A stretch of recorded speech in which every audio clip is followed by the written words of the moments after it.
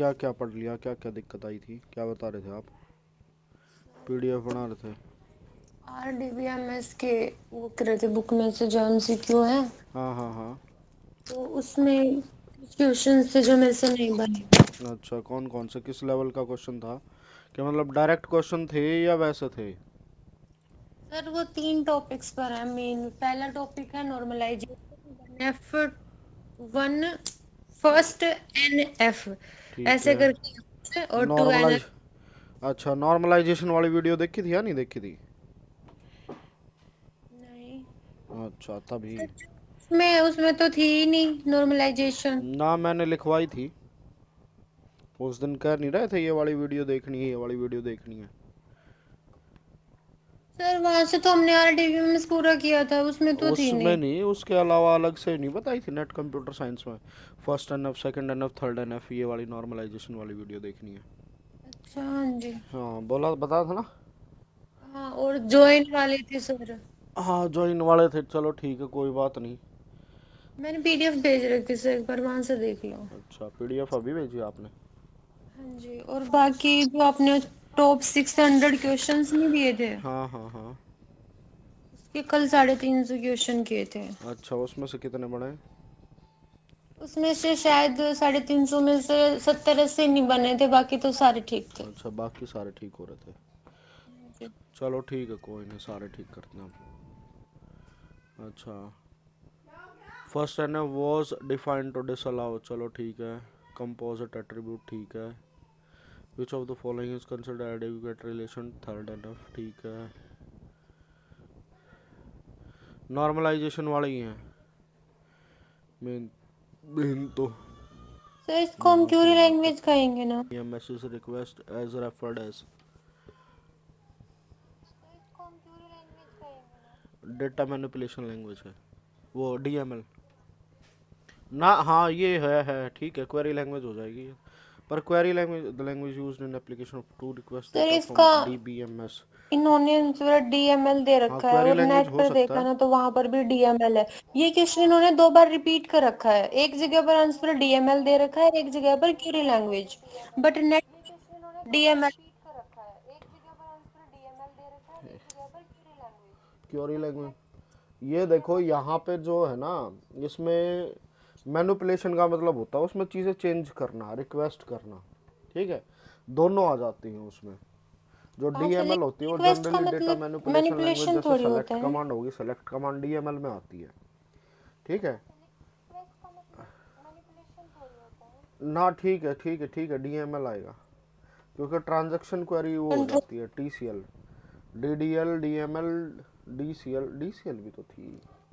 चलो कोई नहीं, ये सारे करेंगे हम, ठीक है। देखते हैं किस किस चीज़ में क्या क्या डाउट रहेगा। अगर ये तो वीडियो आप है तो ये सर बताओ, मैं ये वीडियो शुरू से देख कराऊँ लूंगी या NF वाली, कैसे, क्या वहीं बताऊँ से। डेटाबेस का? ठीक है, मैं वो देख लूंगी। ये बता दो जो उससे अलग है ना हटके, हाँ, वो बता दो। एनएफ वाली तो वीडियो बना रखी है।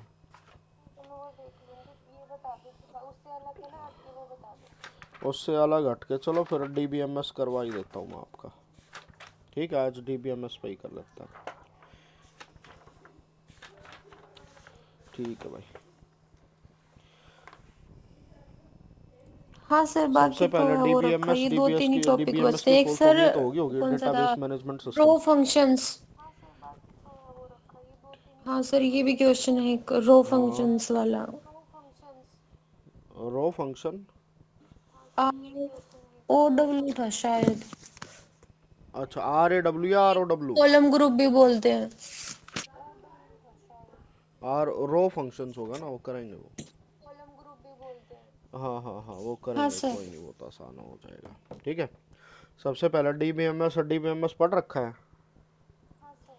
ठीक है। डीबीएमएस में हमारे पास दो चीज़ें होती थी, एक हमारा फाइल सिस्टम होता था, एक हमारा डीबीएमएस था। दोनों क्यों जी बनाए गए सर। थे, किस लिए बनाए गए थे, वो सारी चीज़ें तो पता होंगी, पता है या नहीं है? अच्छा, पर लिमिटेशन क्या थी फाइल सिस्टम की, कि क्या था, जैसे फाइल में तो मेरे को एक फ़ाइल बना के रखनी पड़ती है ना? वो सारी चीज़ें अगर मैं कहीं पर चेंज करूँ तो वो फाइल में चेंज नहीं होता। डेटाबेस क्या है, एक सेंट्रलाइज सिस्टम हो जाता है जहाँ से सारा का सारा डेटा जो वो एक साथ रहेगा, है ना? जैसे फाइल सिस्टम तो ये लगा लो, जैसे आपने कोई रजिस्टर बना रखा है, ठीक है। अब रजिस्टर के अंदर अगर आप कोई जी चेंज करते हो तो वो आपका साथ के साथ चेंज हो जाएगा या नहीं हो जाएगा, है ना, बात समझ में आई? ठीक है। फिर उसके बाद DBMS क्या था? DBMS ये था एक सेंट्रल सर्वर के ऊपर सारी की सारी चीज़ें जो है वो सेव रहेंगी, कि उसके अंदर जो भी चेंजेस किया जाएगा वो डायरेक्ट वहाँ से सेव हो जाएगा। अब उसमें क्या होता है, जैसे ये बनाया गया था, जो क्रिएटर ऑफ द डेटाबेस थे, जिसने सबसे पहले डेटाबेस बनाया, उसका नाम था BN कोड। ठीक है, BN कोड, BN था, BN कोड था।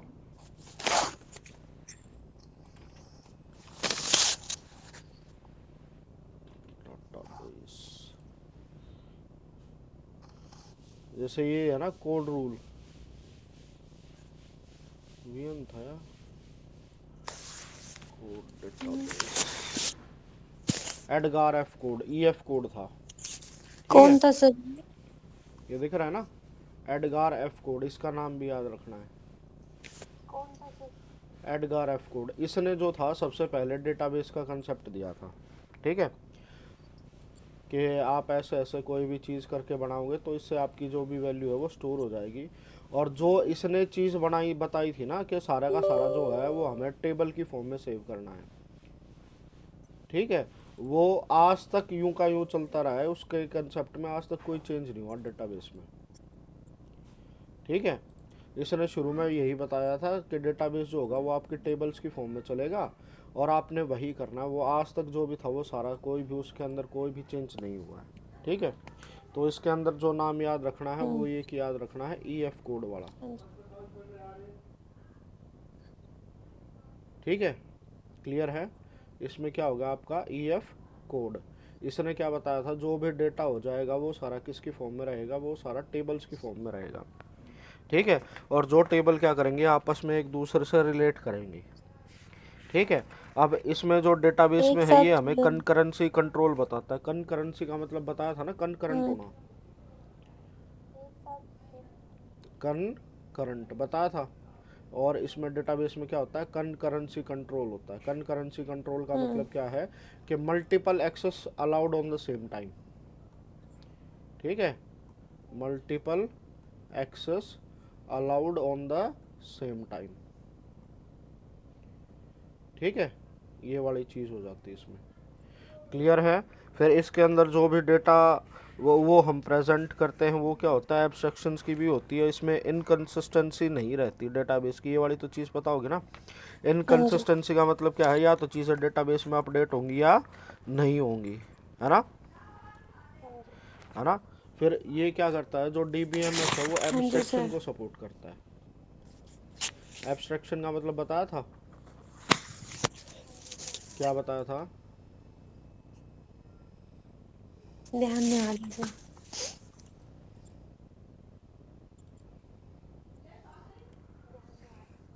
वो सारे कल भी हमने डिस्कस किया था जब मैंने ऊप्स के कंसेप्ट बताए थे। एब्स्ट्रैक्शन, हाँ जी encapsulation, inheritance, class, object, polymorphism, ये सारे थे ना। एब्स्ट्रैक्शन का मतलब क्या था, presenting only necessary detail, presenting only necessary details and जी हाइडिंग अनरेलेवेंट डेटा। ठीक है, अनरेलेवेंट डेटा। उस दिन याद है जब पढ़ा होगा, जब वो बताया होगा कि कार का एग्जांपल देते जी थे, कि कार में बस हमारे पास क्या होता है, हमारे पास ब्रेक होता है, क्लच होता है ना, और क्या होता है, CLUTCH, कि हमारे पास क्या होता है, क्लच हो जाता है और एक्सेलरेट हो जाता है। ठीक है ना। हमें ये कोई मतलब नहीं होता ना कि भाई कितना थ्रोटल चल रहा है, कितने कौन से पिस्टन काम कर रहे हाँ हैं, है ना, उसका मतलब कितना कंबशन हो रहा है, ये वाली सारी चीज़ों से हमें कोई मतलब नहीं होता ना। ठीक है, तो एब्स्ट्रैक्शन का मतलब क्या होता है, कि यूज़र को सिर्फ कि ये पता चले कि जिससे चीज़ें चलेंगी बस वो काम का है, बाकी और अंदर की डिटेल उसको पता नहीं चले। क्लियर है? ठीक है, तो DBMS के जो आर्किटेक्चर होता है उसमें थ्री लेवल ऑफ एब्स्ट्रैक्शन है। ठीक है, याद है कुछ थोड़ा बहुत? पढ़ा था? हाँ सर, तब तो पता था। डेटाबेस वैसे कॉलेज में पढ़ा हो? अच्छा, तब याद था। तो उसके अंदर क्या था हमारा? नहीं। एक्सटर्नल स्कीमा, याद है? फिर कंसेप्चुअल स्कीमा, और फिर उसके बाद आता है फिजिकल स्कीमा।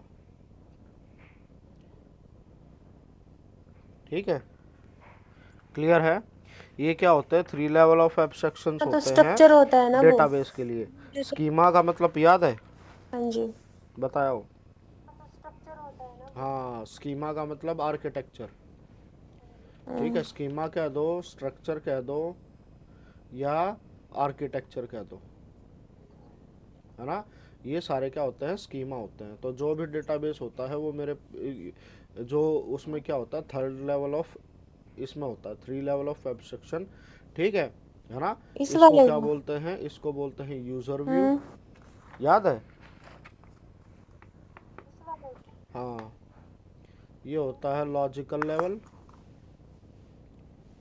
ठीक है, और ये क्या होता है? ये लो वाली लेवल। बात तो याद नहीं थी। क्लियर है? याद है कुछ?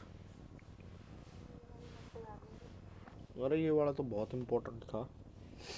ठीक है, इसमें एक्सटर्नल स्कीमा की अगर बोला जाए, यानी कि यूजर व्यू बोला जाए, तो इसमें ये आता है how user see the database. ठीक है, कि यूज़र को सिर्फ ये पता है कि वो क्या करेगा, वो अपनी कमांड दे देगा, सेलेक्ट कर लेगा, उसके पास हाँ डाटा आ जी। जाएगा, वो अलग अलग तरह का डेटा जो है वो सेलेक्ट कर सकता है। ठीक है, क्लियर है? हम्म। जो कंसेप्चुअल स्कीमा आता है वो आता है डीबीए के अंदर। ठीक है, हम्म। डीबीए की फुल फॉर्म है डेटाबेस एडमिनिस्ट्रेटर। ठीक है, तो डेटाबेस एडमिनिस्ट्रेटर यानी कि जो यूज़र ने क्रिएट किया है, जो इसका एडमिनिस्ट्रेटर है या जो मैनेज कर रहा है वो सारे डेटाबेस को, वो क्या करता है? लॉजिकल लेवल पे रहता है। ठीक है, कि उसको पता है कि कौन सी चीज़ क्या है, किस वैल्यू की क्या फील्ड है, कौन सी डेटा टाइप है, कौन सी चीज़ किस तरीके को किससे क्या रिप्रेजेंट करे, वो सारी चीज़ें इसके पास है। ठीक है, फिर फिजिकल स्कीमा का मतलब क्या होता है? How computer see the database. ठीक है, हाउ हम्म। कंप्यूटर हाँ जी। See the database. ठीक है, क्लियर है? अब जैसे हमें क्या होता है कि हमने जब अभी बात की थी ऑपरेटिंग सिस्टम की बात की थी, या कभी भी मैं प्रोग्राम करा लिखता हूँ तो मैं क्या लिख देता हूँ? मैं सीधा लिख देता हूँ A = 10, है ना? और इसी के ऊपर सारी मैनिपुलेशन करता रहता हूँ, है ना? ये कैसे स्टोर हो रहा है, कहाँ स्टोर हो हाँ रहा है, जी। कौन सी मशीन पे जा रहा है, इंस्ट्रक्शन कैसे हो जाएगी, ये सारी इन्फॉर्मेशन मेरे पास नहीं आती ना। बट ये सारा का सारा हम्म। काम किसका होता है? कंप्यूटर का। पता होता है ना कि कौन सी मेमोरी उसको देनी है, किस तरीके से क्या एलोकेट करना है ना? तो जैसे कंप्यूटर इसको देखेगा वो आता है फिजिकल स्कीमा में, कि जैसे मैंने कोई टेबल तो बना दी है अपने कंप्यूटर में, ठीक है, मैं कोई वैल्यू तो इंसर्ट कर रहा हूँ, बट वो कंप्यूटर के कौन से पार्ट पे, कौन से हिस्से पे, कौन सी मेमोरी पे हाँ जाके जी। सेव हो रही है, वो सारी इंफॉर्मेशन इसके अंदर होती है। ठीक है, लो लेवल में, है ना? अभी कभी प्रोग्राम किया होगा तो सुना होगा ना कि दो चीज़ें होती है, एक मेरे हम्म। पास होता है फ्रंट लेवल, ठीक है, वो sorry back front end and में और तो बैक सर, एंड, सुना है? मतलब पीछे कौन कौन सी प्रोसेस चल रही है, फ्रंट एंड और कैसे बैक एंड कौन क्या चीज होते थे? कहाँ पर स्टोर हो रही है, क्या क्या चल रहा है, वो हमें दिखाई नहीं देता। फ्रंट एंड जो हमें चाहिए होता है, हमें स्क्रीन पर वही अच्छा, और आउटपुट फ्रंट एंड दिखती में? है।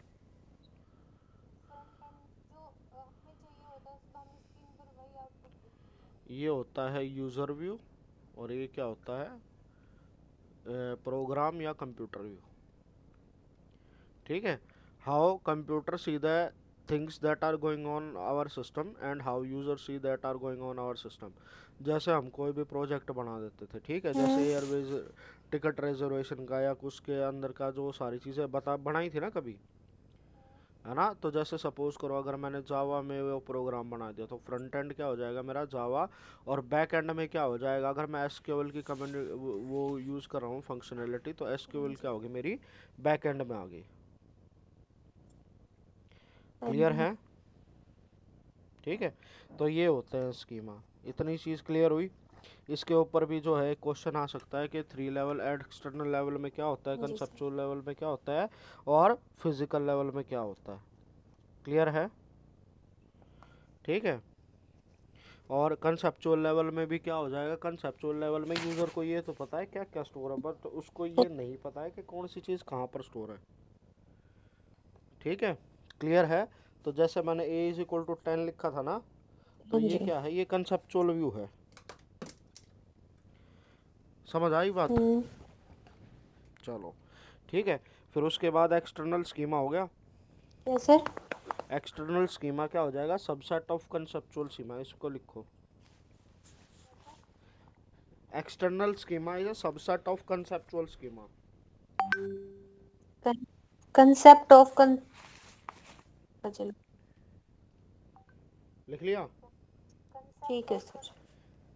External schema hmm. Is a subset of conceptual schema. लिख लिया? हम्म। एक मिनट। हम्म। क्लियर है? अब ये तो था डेटाबेस। ठीक है। और हमारा हाँ क्वेश्चन जो जी। बनता है वो आता है RDBMS पे। ठीक है। अब एक हो गया मेरे पास RDBMS हाँ और एक जी। क्या हो गया खाली मेरे पास DBMS। ठीक है ना? रिलेशनल तो DBMS का मतलब क्या हो गया, database relational management system. Database. RDBMS का मतलब क्या हो गया, क्या? हाँ, रिलेशनल डेटाबेस सिस्टम। ठीक है। अब जो रिलेशनल है वो डेटाबेस से कैसे अलग होगा, जो डेटाबेस में भी सारी चीज़ें इन फॉर्म ऑफ टेबल होती है, रिलेशनल में भी क्या होती है, इन फॉर्म ऑफ टेबल्स होती है। हाँ जी। इसमें जो टेबल्स होती है उसको हम क्या बोलते हैं, रिलेशन बोल देते हैं। ठीक है, कि एक डेटाबेस का एक टेबल का दूसरी टेबल के साथ किस तरीके से हाँ जी। रिलेशन है, वो सारा किसके अंडर आ जाएगा, RDBMS के अंदर आ जाएगा। क्लियर है? ठीक है। तो फिर भाई उसके अंदर जैसे भी कोई भी मैं अगर कोई टेबल बना देता हूँ तो उसके अंदर क्या हो जाता है, सपोज करो मैंने कोई भी टेबल बना दी, कि कल का भी एग्जांपल लिया था ना। ठीक है, कि मैं स्टूडेंट की टेबल बना देता हूँ, ये आ गया स्टूडेंट आईडी आ गया, यहाँ पे क्या आ गया स्टूडेंट नेम आ गया, और यहाँ पे मैंने क्या ले लिया, एक स्टूडेंट की ब्रांच ले ली। ठीक है, सपोज करो मैं कोई ये टेबल बना रहा हूँ। ठीक है, हम्म। बन गई। ठीक है। अब उसमें क्या कर लिया मैंने, सपोज करो S1 ले लिया, S2 ले लिया, S3 ले लिया, है ना। नेम में क्या ले दिया, A कोई ऐसा नाम ले दिया। हाँ ठीक जी। है। अब जैसे ये मैंने CS ले लिया, ये IT ले लिया और ये CS का ले लिया। क्लियर है ना? हम्म। अब ये बताओ, इसको इसको और इसको, ये क्या हमारे कॉलम है। ठीक है। कॉलम को हम क्या कह सकते हैं, कॉलम को हाँ हम क्या जी। कह सकते हैं, फील्ड कह सकते हैं, एट्रीब्यूट कह सकते हैं। ठीक है, या तो मैं कॉलम कहूँ या फील्ड हाँ कहूँ या सर, नंबर एट्रीब्यूट ऑफ कहूँ कॉलम या डिग्री। उसकी कोई भी प्रॉपर्टी बोलूँ, प्रॉपर्टी बोल सकते हैं। हम्म। ठीक है, और ये सारे के सारे जितने बनेंगे डिग्री। Total column. हाँ ठीक है, जी। हाँ जी। टोटल हाँ जी। कॉलम उसको क्या बोलेंगे हम, डिग्री। ठीक है, क्लियर है ना? उसके बाद ये रिकॉर्ड वाली अगर कोई मेरे पास चीज़ आ गई, ये वाली, इसको क्या टप्पल। बोलूँगा, रो बोल नंबर ऑफ सकता रोज हूँ, कार्डिनलिटी। रिकॉर्ड बोल सकता हूँ और टपल बोल बोल सकता हूँ। ठीक है, कार्डिनलिटी क्या आ गई, number of rows. Cardinality is equal to number of rows. Clear है? ये वाली चीज़ समझ में आई? ठीक है। फिर एक चीज़ आती है जो रिलेशनल स्कीमा होता है, उसको कैसे प्रेजेंट किया जाता है। ठीक है, रिलेशनल स्कीमा। ठीक है, रिलेशनल स्कीमा में हम क्या कर देते हैं, जैसे सपोज करो कोई भी मेरी ये टेबल है, इसको ऐसे रिप्रेजेंट कर दिया, फिर उसके अंदर उसके एट्रीब्यूट लिख दिए। जैसे यहाँ पे मैंने बनाया SID, S नेम, है ना, और यहाँ पे S ब्रांच। ठीक है, तो ये क्या थे, ये हो गया मेरा टेबल का नाम। हाँ जी। ठीक है, और ये सारे क्या हो गए मेरे पास, एट्रीब्यूट। क्लियर है? अब इसमें भी प्रेजेंट करने का तरीका है, अलग अलग से है, कि मैं उसको किस तरीके से बोल सकता हूँ। जैसे ये वाली प्राइमरी की है तो मैं इसको अंडरलाइन कर दूंगा। ठीक है, ये वाली सारी चीज़ें पता ही ना।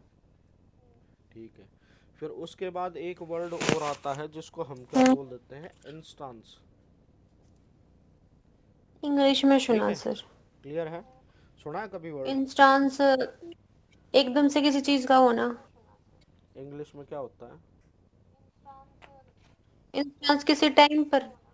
एक इंस्टेंट होता है वो। इंस्टांस का मतलब जैसे नहीं। स्टांस होता है, स्टांस छोड़ा कभी क्रिकेट मैच देखा होगा हैं, प्लेयर का स्टांस होता है खड़े होने का तरीका, ठीक है ना? इसमें क्या है, हम्म। इंस्टेंट, ठीक है। और स्टांस का मतलब क्या होता है, पोजीशन, ठीक है।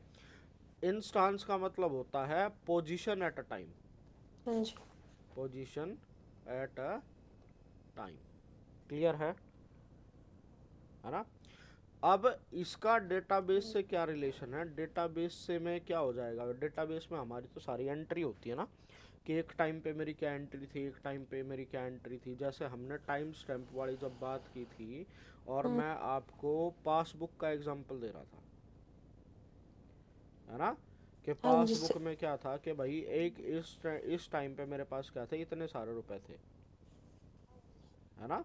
तो एक पर्टिकुलर टाइम पे, ठीक है, पर्टिकुलर टाइम पे किसी भी डेटाबेस की स्टेट क्या थी, डेटाबेस की स्टेट, डेटाबेस की स्टेट का मतलब क्या है, उसकी कार्डिनलिटी क्या थी, उसकी जो डिग्री थी वो क्या थी, और उसके अंदर जो एलिमेंट थे, ठीक है, particular time database state eight a time, उसको हम क्या बोल देते हाँ हैं, जी। इंस्टांस, हाँ जी सर। क्लियर है?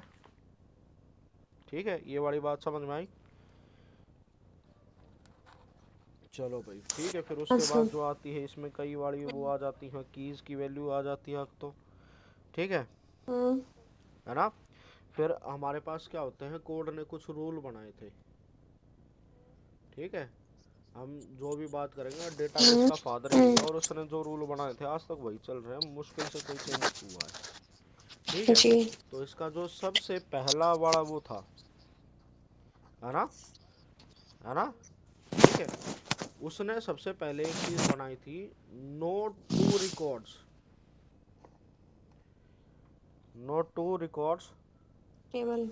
ऑफ एनी रिलेशन, रिलेशन का मतलब यहाँ पे क्या है, टेबल, ठीक है, शुड बी सेम,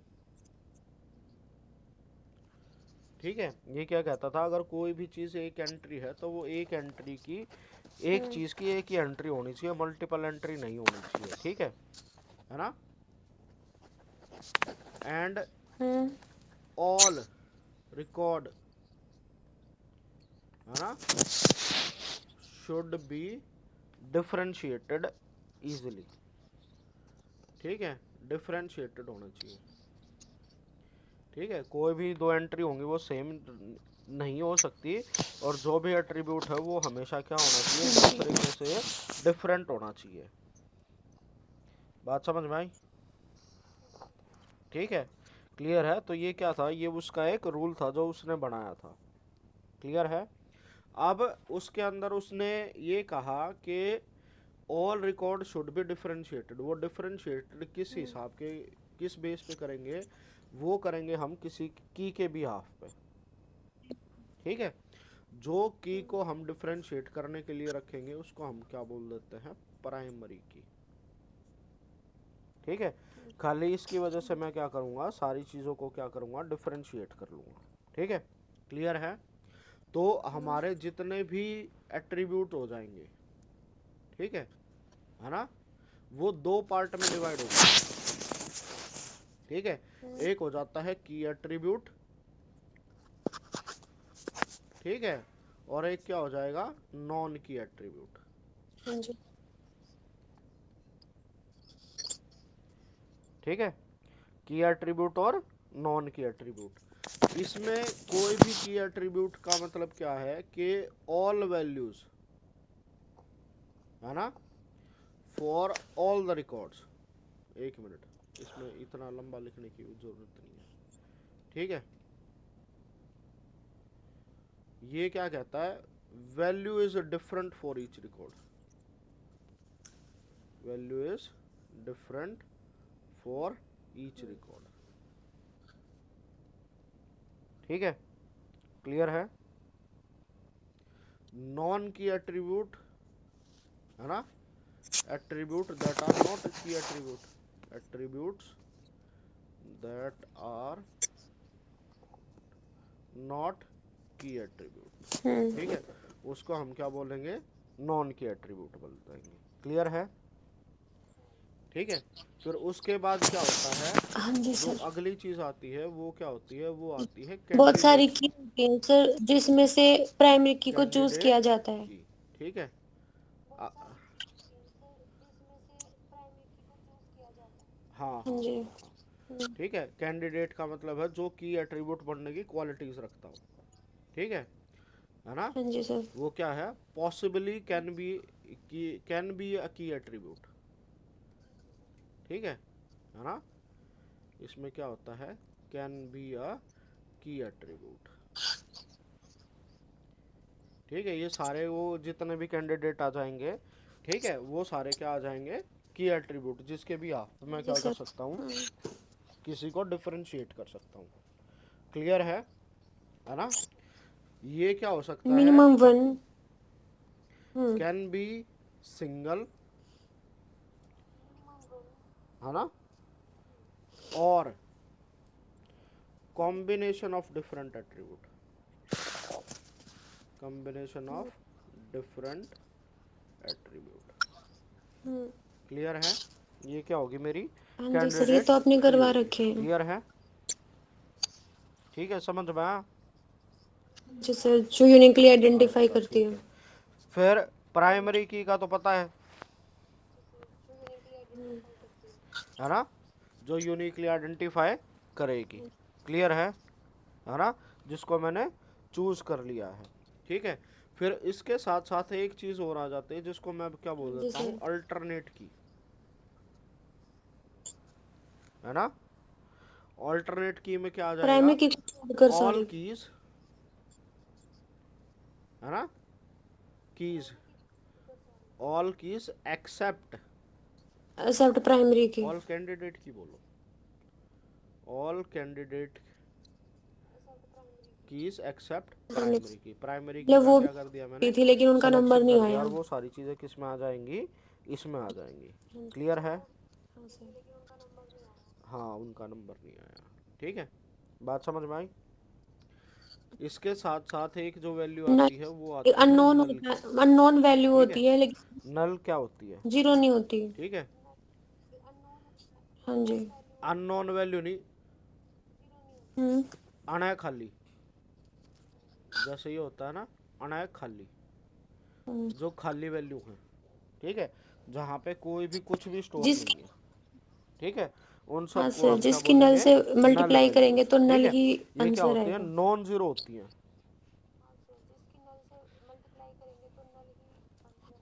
हाँ, नल से मल, उसके ऊपर जो भी हम्म। ऑपरेशन करेंगे वो सारा नल ही आएगा।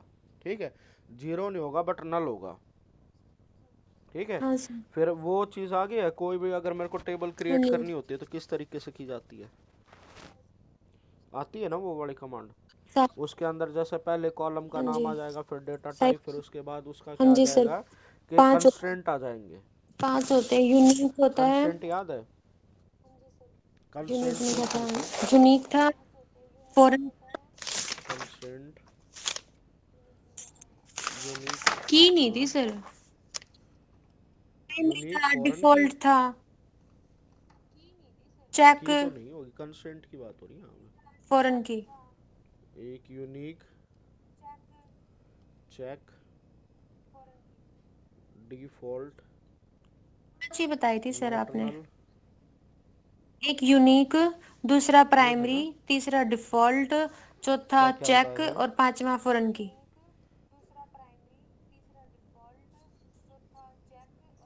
यहाँ पर आपने एक अच्छा, नोट नल और लिख। यहाँ कितने लिख दिया मैंने, यहाँ पे एक, नोट नल लिख दो, दिया आपने एक। 3, 4, 5 ठीक और है। 6। हाँ जी।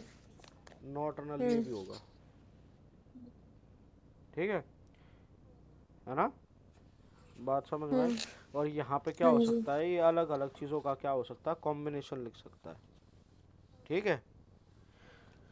हाँ फिर सर, ये उसके भी बाद बताया अगला था जो आपने। कंसेप्ट आता है वो क्या आता है, सुपर की का।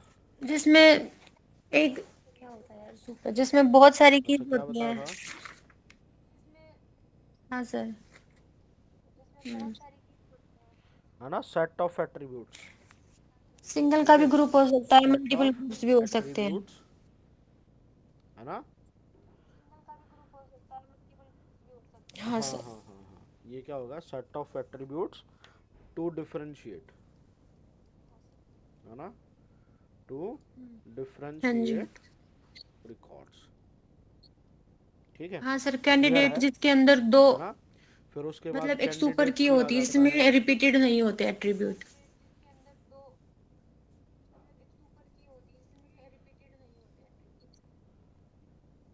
कैंडी ना, कैंडिडेट की ज़रूरी नहीं है, ये क्या होती है, मिनिमल सुपर की होती है,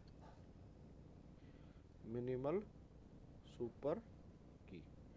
कभी वो बना है कि अभी जब हम सेट थ्योरी पढ़ते थे, हम्म। है ना, तो सेट में क्या होता हाँ जी था कि सर। हम पावर सेट बना देते थे ना किसी का भी, याद है ना। पावर सेट में एक तो फाइव आ जाता हाँ था, जी। है ना। फिर उसका टोटल नंबर ऑफ कॉम्बिनेशन आ जाता था 2 रेज़ टू पावर में, है ना। तो वो सारे क्या बन जाते थे, वो सारे बन जाते थे हमारे जो अलग अलग सेट बन गया। तो वहाँ से अगर सपोज करो, अगर मेरे पास सुपर की एक बड़ा सेट है, तो उसके अंदर अगर अलग अलग की कॉम्बिनेशन बन गई तो उसको हम क्या बोलेंगे, जी सर, वही है ना कि प्राइमरी मिनिमम की को, सुपर की या मतलब सबसेट कैंडिडेट ऑफ की सुपर में की से बोल ही सकते हैं। प्राइमरी की को चूज किया जाता है, इसलिए एक तो होनी ही चाहिए कैंडिडेट की। हाँ जी सर। हाँ, एक तो होनी चाहिए, क्लियर है। चलो, कितनी नंबर ऑफ सुपर की बन सकती हैं वो सारा तो गेट का क्वेश्चन आ जाता है। ठीक है, कि एक सुपर की से हाँ कितने जी। पॉसिबल बना सकते हैं वो तो बाहर की बात है, उसका तो करने का कोई फ़ायदा है नहीं। हाँ ठीक है। सर, जिसमें फिर एक उसके टेबल बाद एक दूसरी कंसेप्ट टेबल को आता है, रेफर वो करती आता है। है फॉरेन की का। एक टेबल की प्राइमरी की होती है जो दूसरी की। है ना, ये क्या ना, कैंडिडेट की होगी ये, कैंडिडेट की होगी ये हमेशा। ठीक है, कैंडिडेट की कॉमन बिटवीन टेबल्स।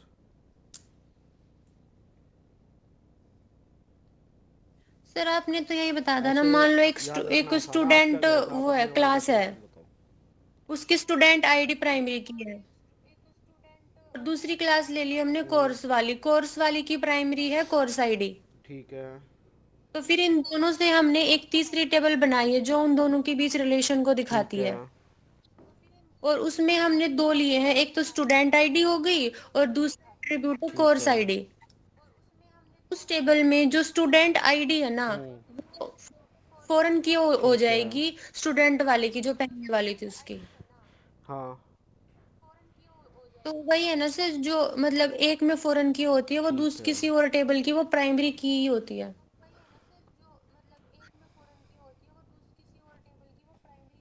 हाँ। हाँ, तो अब हमने क्या बताया था, जो कैंडिडेट की होगी, है ना। कैंडिडेट की में क्या होता है, प्राइम हम्म। एट्रीब्यूट होता है, मतलब जो खुद से हर एक चीज़ को डिफरेंशिएट कर सकता है ना। और जब तक वो हम्म। दो टेबल के बीच में कोई रिलेशन ना हो तो उसके बिना हम कैसे कर सकते हैं। ठीक है, तो फॉरेन की के हम क्या लिख सकते हैं, देखो छोटी सी डेफिनेशन तो ये है, कैंडिडेट की इज कॉमन बिटवीन टेबल्स। ठीक है, फॉरेन की is a candidate that is common between hmm. Tables, जो अलग अलग टेबल के बीच में क्या होगी, कॉमन हो जाएगी। ठीक है ना। या इसकी जो एग्जैक्ट प्रॉपर अगर डेफिनेशन बनाओगे तो हाँ इसमें क्या जी। हो जाएगा, फॉरेन की is a set of attribute, set of attributes. ठीक है, रेफरेंस टू द प्राइमरी की, रेफरेंस टू द हाँ जी। प्राइमरी की। ठीक है, और हम्म। अल्टरनेट की, है ना, ऑफ सेम और सम अदर टेबल।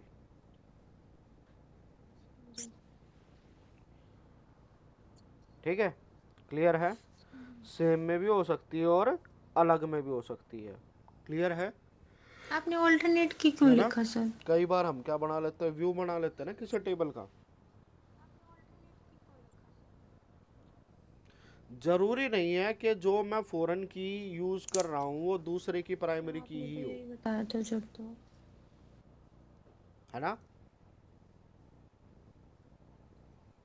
जब तो देखो ये डेफिनेशन हो जाती है, बट ये थोड़ा सा और डिटेल में करेंगे ना तो आसान है। इस तरीके से याद करोगे तो भी ठीक है, अगर और डिटेल में करोगे तो भी है। जरूरी नहीं होता कि वो प्राइमरी की ही हो, है ना? कोई और कैंडिडेट की होती है जिससे मैं यूनिकली आइडेंटिफाई कर लेता हूँ। ठीक है? क्लियर है? फॉरेन की क्या इंटीग्रिटी करती है को ये, मेंटेन रखती है। रिलेशनल डेटाबेस में रिलेशन एस्टेब्लिश करती है दो टेबल्स के बीच में। हाँ, इंटीग्रिटी को मेंटेन, उन वो दोनों में मेंटेन रिलेशन, करती है। और इंटीग्रिटी का मतलब क्या होता है? चल इंटीग्रिटी। हाँ, रिलेशन हो जाए। ठीक है? हाँ, तो ये थोड़ी सी बहुत ज़्यादा डीप डेफिनेशन है। अगर करो तो ठीक है, वरना यही करो कि जो हमारी ये हो जाती है, एक कल एमसीक्यू भी दे रखा था इसके क्या ऊपर फॉरेन वाले में जो भी, हो तो जाती उसमें है। भी यही था कि हाँ, भाई फॉरेन की किसी दूसरी टेबल की क्या प्राइमरी की होती है, ऐसे करके था, तो वही ऑप्शन सही था उसमें भी।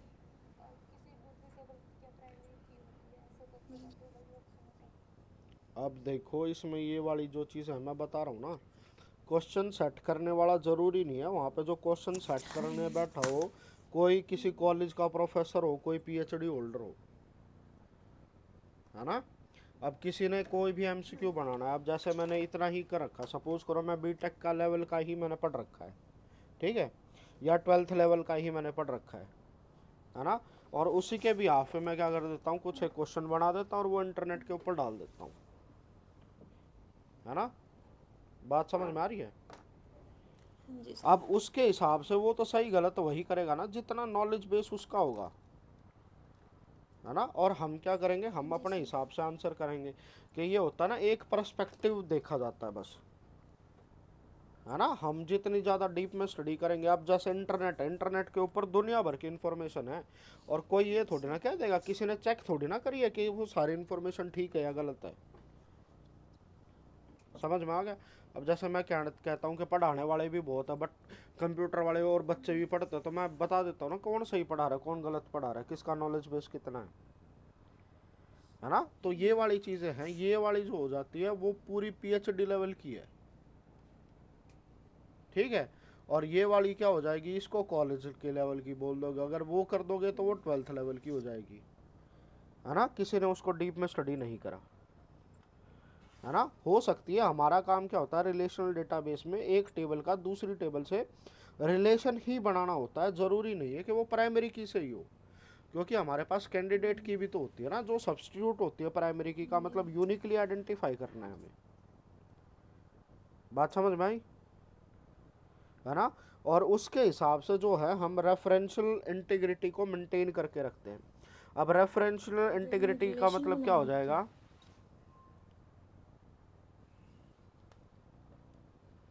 हाँ,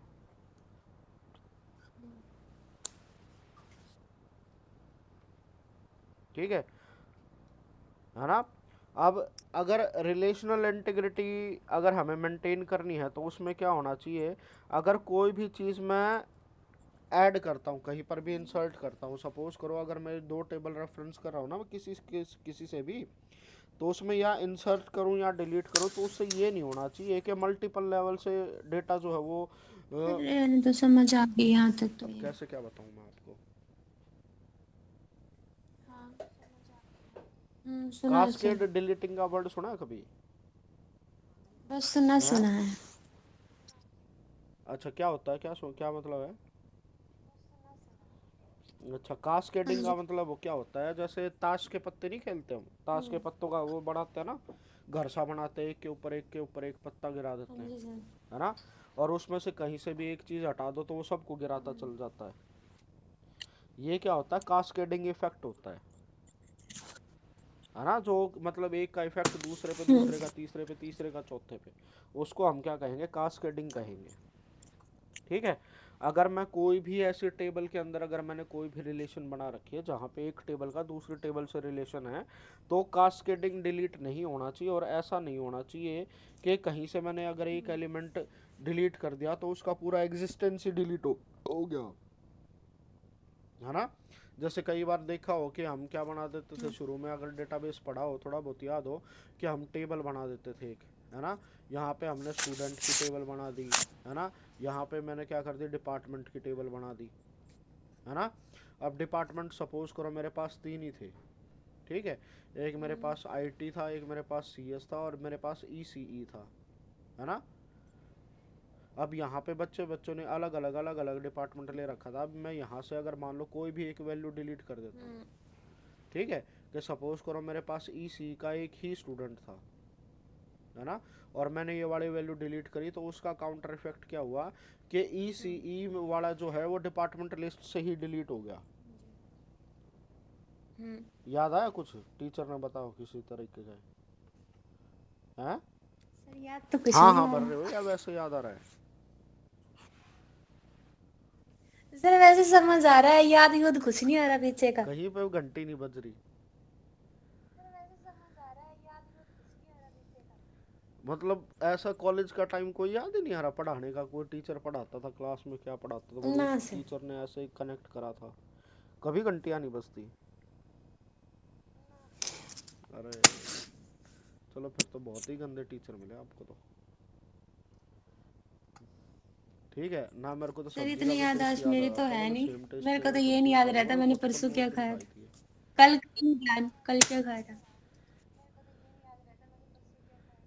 अच्छा, अरे वो कई बार क्या होता है, हम अपने दिमाग में किसी किसी चीज से किसी किसी एक्सटर्नल फैक्टर से रिलेट कर लेते हैं। ना सर, ये अब मेरे हमारे हस्बैंड करते दिमाग हैं, में बल्कि कहेंगे कॉन्स्टेंटली उस दिन सारा खाना डेटा अच्छा सेव बना था, होता है। वो वाला टेस्ट नहीं है आज। मैं कहा मेरे को तो यही नहीं पता सारा खाने में टेस्ट क्या होता है। पिसाए दे दो, नमक मिर्च होना चाहिए बस।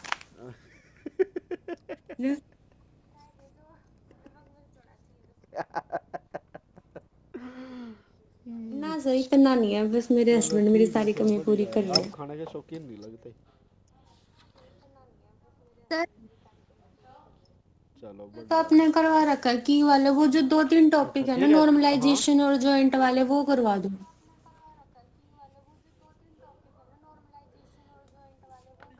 एक मिनट, सारी चीज़ें करेंगे। अब हमारे पास लंबी क्लास है ना, फिर ऐसा ना हो कि एक बीच में से कोई एक सा टॉपिक छोड़ दिया हमने और वही आ जाए। ठीक है, तो मैं सारे टॉपिक नहीं करा रहा हूँ, मैं फिर भी एक दो चीज़ बता रहा हूँ कि कास्केडिंग वाली चीज़ नहीं आनी चाहिए कहीं पर भी, ठीक है ना। तो कास्केडिंग इफेक्ट कब नहीं आना चाहिए, जब हम कहीं पे चीज़ कोई इंसल्ट कर रहे हो, डिलीट कर रहे हो, या अपडेट कर रहे हो, ठीक है।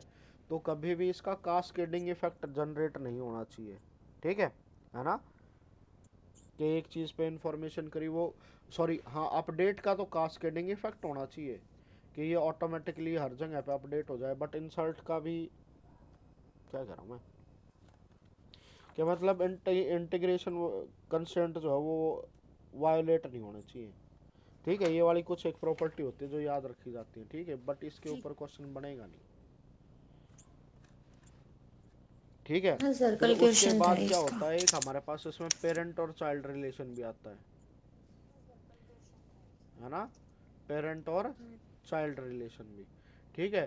पेरेंट क्या होगी, एक टेबल, ठीक है, और उसमें से अगर मैं कोई टेबल एक्सट्रैक्टेड टेबल अगर कोई बनाऊँ, वो क्या हो जाएगा, हाँ वो जी हो सर। जाएगी चाइल्ड, ठीक है ना, क्लियर है।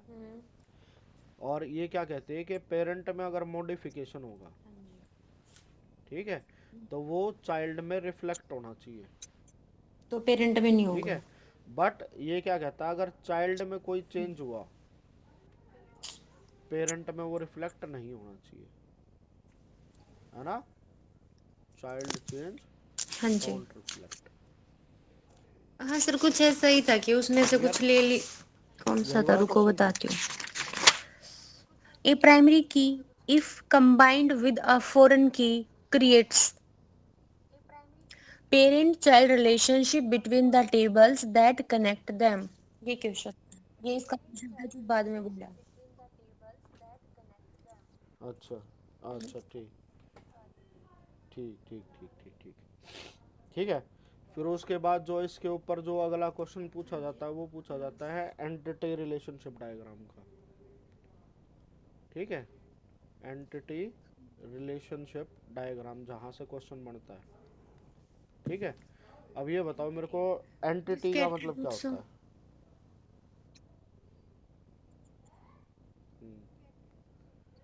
ऑब्जेक्ट यानी कि कोई भी ऐसी चीज़ जिसकी अपनी एक प्रॉपर्टी हो उसको हम क्या बोल देते हैं, एंटिटी। तो कोई भी ऑब्जेक्ट हो गया वो क्या हो जाएगा, एंटिटी। फिर उसके बाद एक आती है एंटिटी सेट।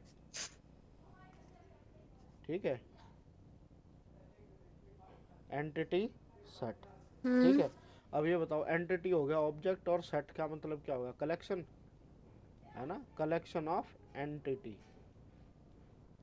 ठीक है, इसको हम क्या बोलेंगे, एंटिटी सेट। और इसको कैसे डिफाइन किया जाता है, इसको ऐसे बक्से से डिफाइन कर देते हैं, है ना।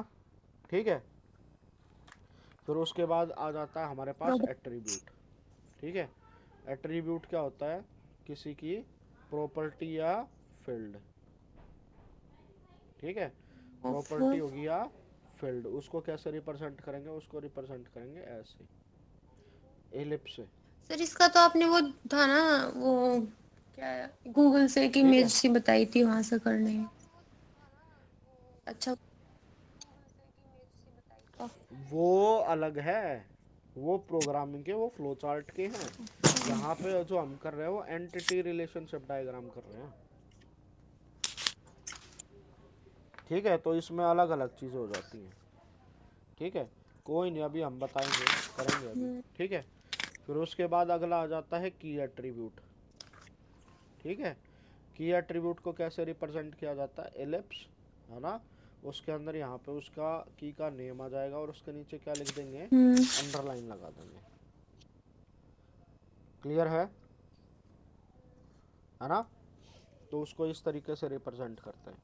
फिर उसके बाद आता है मल्टी वैल्यूड एट्रीब्यूट। ठीक है, मल्टी वैल्यूड एट्रीब्यूट। अब मल्टी वैल्यूड एट्रीब्यूट क्या होते हैं, मल्टी वैल्यूड जिसकी मल्टीपल वैल्यूज हो। पता है।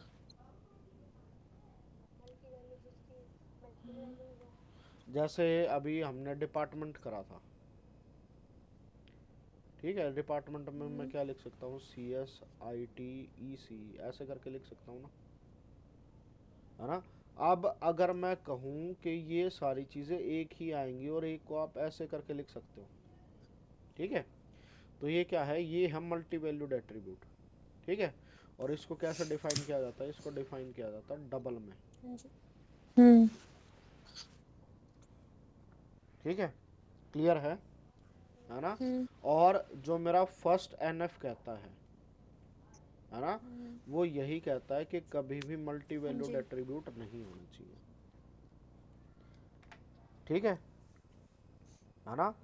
फिर अगला आता है ड्राइव्ड एट्रीब्यूट। ड्राइव्ड वो होता था ना, एट्रीब्यूट, ड्राइव्ड का मतलब क्या होता है, टेबल है पहले से, उसमें से हम कुछ कुछ पार्ट्स को निकाल करके एक हाँ अलग वो, टेबल बना रहे हैं, तो उसको ड्राइव्ड कहेंगे। मतलब पहले वाले में से निकाल कर दूसरी बना रखी है।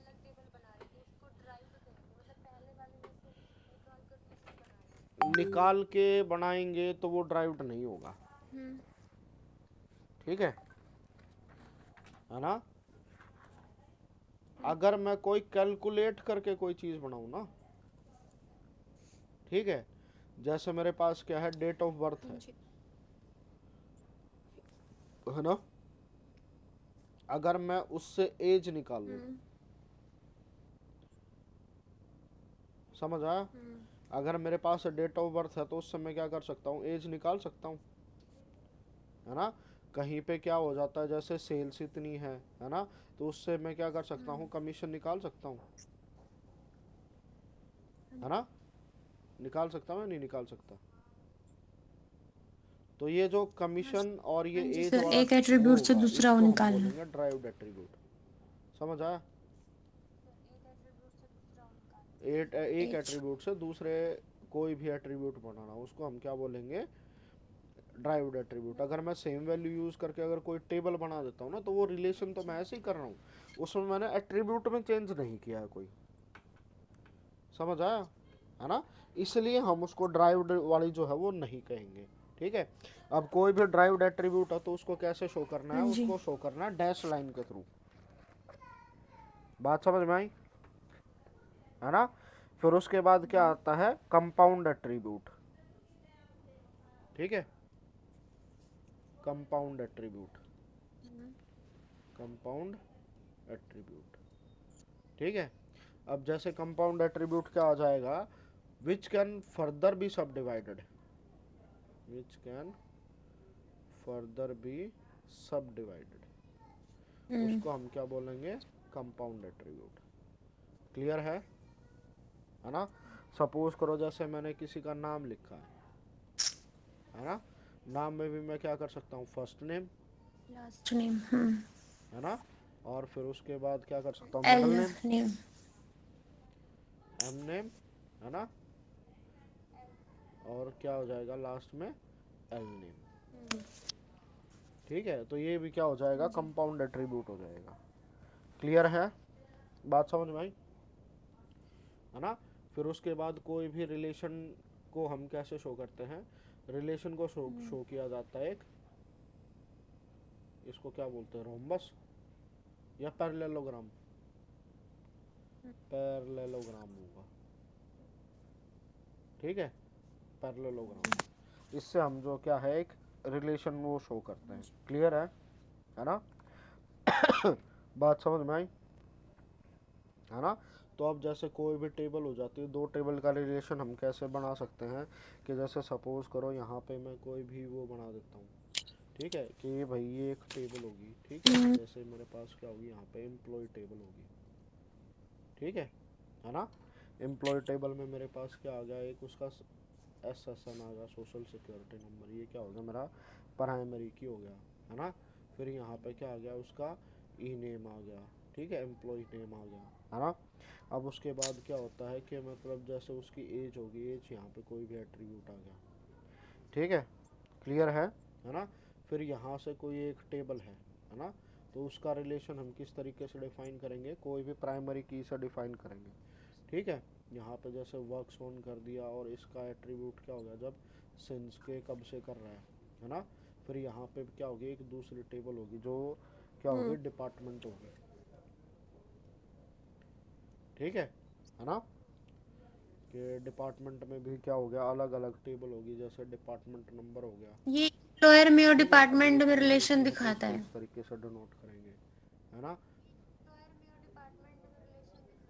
हाँ हाँ हाँ, ये मतलब ये क्या हो गया, वर्क्स वाली जो होगी वो कॉमन होगी, है ना।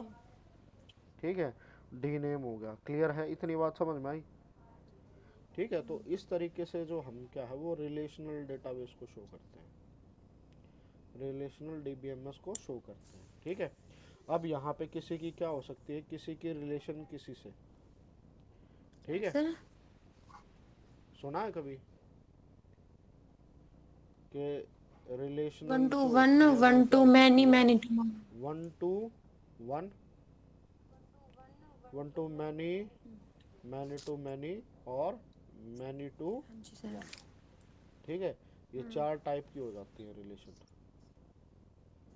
क्लियर है, ठीक है भाई, इतना हो गया।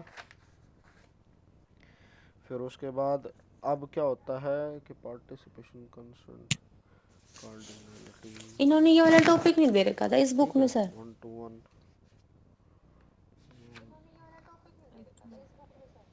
ना वो वाली अब नहीं सर, कॉलेज इसमें कह वालों रही को हूँ आई जो है ये ना। पीआरटी नहीं पीजीटी पहले वाली वो नहीं है, 11th 12th वाली थी। ये क्यों करे, उसमें ये वाला टॉपिक इंक्लूड नहीं कर रखा है, एट्रीब्यूट वाला, अच्छा अच्छा अच्छा, डायग्राम वाला।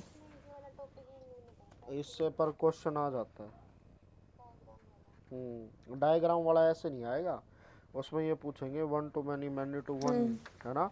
अब जैसे उसमें डोमेन का क्वेश्चन पूछ रखा था ना, डोमेन क्या हो जो जाएगा, जो उसमें आ सकती हैं। है ना। डोमेन का मतलब क्या होता है, डोमेन होता क्या है वैसे, आ सकती हैं। ठीक है ना, एक हमारे पास हाँ एक जी। होती थी डोमेन, हाँ पॉसिबल, जो जहाँ से आ सकता हाँ है ना, उसको हम क्या बोल जी। देते थे, domain, set of possible values keys. 11th 12th में मैथ पढ़ा था। हाँ, उसमें था ना डोमेन, एक डोमेन एक होता था, दूसरी एक चीज़ और रेंज क्या थी, होती मेरे को थी। नाम याद नहीं आ रहा उसका। हाँ, डोमेन तो मतलब जो वैल्यूज आएंगी, रेंज का मतलब कहाँ से कहाँ तक की वैल्यू आ सकती है ना? यही आ गया ना ये याद? सही थी। 12 तक के तो अच्छा, सारे सब्जेक्ट मैंने सही थे। सोचा कार्डिनलिटी ये हो गया क्या। 12th में ना, उसमें हाँ ना, 10th और बाद वाले 12th भी सारे में सही थे, बस मैथ्स पढ़ाने में वाले दोनों सही में नहीं थे। 100 थे, और फिजिक्स में भी 12th में 100 थे। बस उसमें सर क्लास अरे स्कूल वाह, लेवल पे क्या तो थी बात है मैडम, टॉपर। फिर तो आप बट बिल्कुल जब टॉपर रहे हो। ग्रेजुएशन में आई ना, तब बस बटा गोल है। लेकिन मेरी क्लास में मैं फिर भी सेकंड नंबर पे थी कॉलेज टाइम पे भी।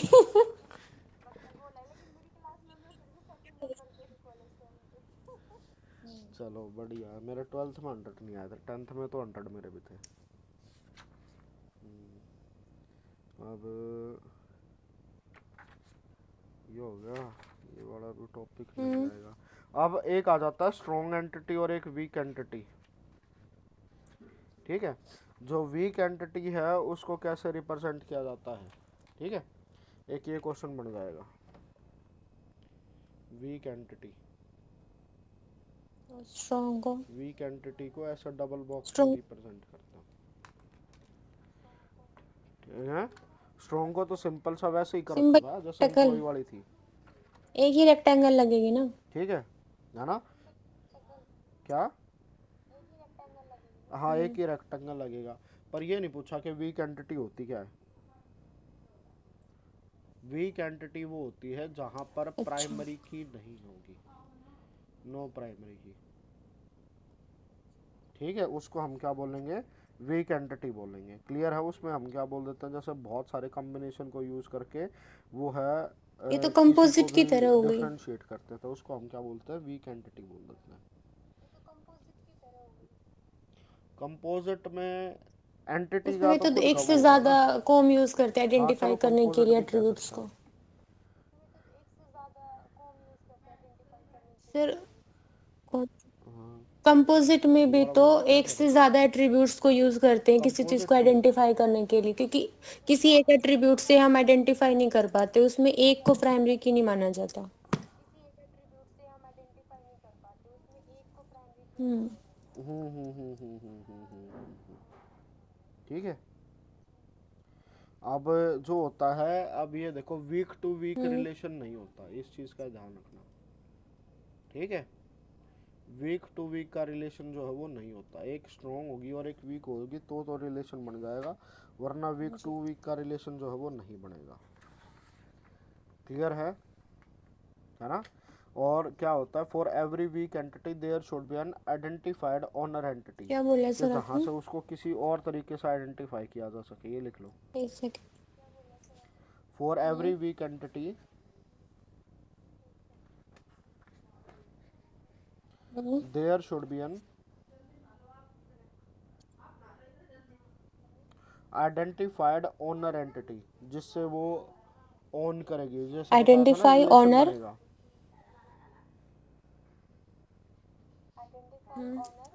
एंटिटी, क्लियर है? ये चीज़ याद रखना, ठीक है।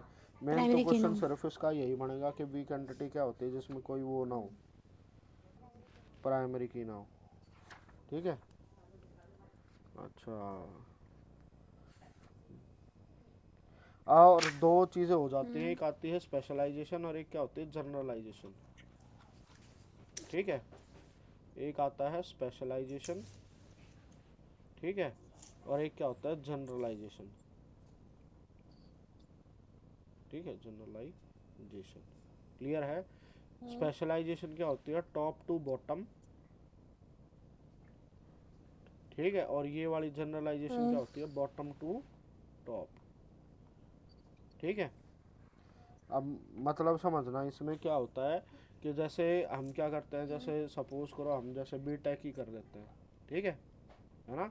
अब बी टेक में क्या हो गया, एक यहाँ पे सी एस हो गया, है ना, फिर यहाँ पे आई टी हो गया, है ना, फिर यहाँ पे क्या हो जाएगा, ई सी हो गया, है ना, फिर सी एस में भी फर्दर सब डिवीज़न कर लो, जैसे डेवलपर हो गया, ठीक है ना, यहाँ पे क्या हो गया, टेस्टर हो गया, है ना, प्रोफाइल हो जाती है ना ऐसे ऐसे, ठीक है, कुछ भी कर लो कि डीबी हो गया, डेटाबेस एडमिनिस्ट्रेटर हो गया, नेटवर्क एडमिनिस्ट्रेटर हो गया, ऐसे।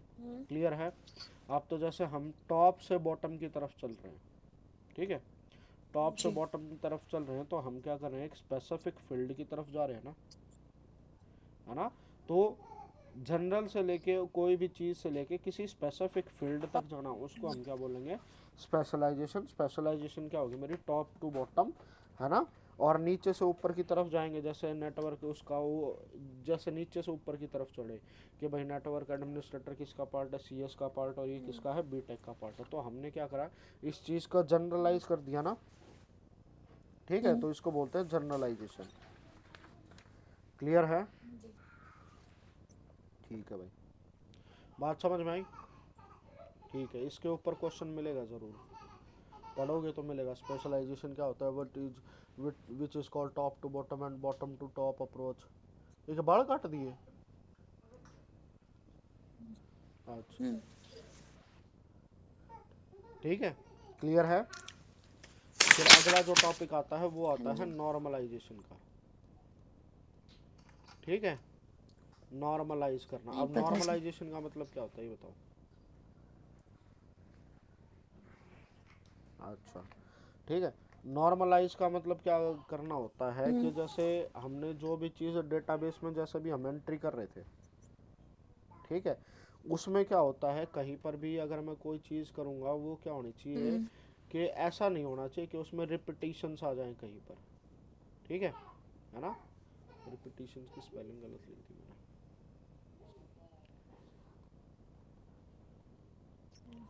ठीक है, रिपीटिशंस करूँ जब वो गड़बड़ आ जाए, है ना, कि हमारे पास ऐसा हाँ नहीं जी। होना चाहिए कि अलग अलग वैल्यूज़ जो थी वो अलग अलग सेट बन रहा है ना।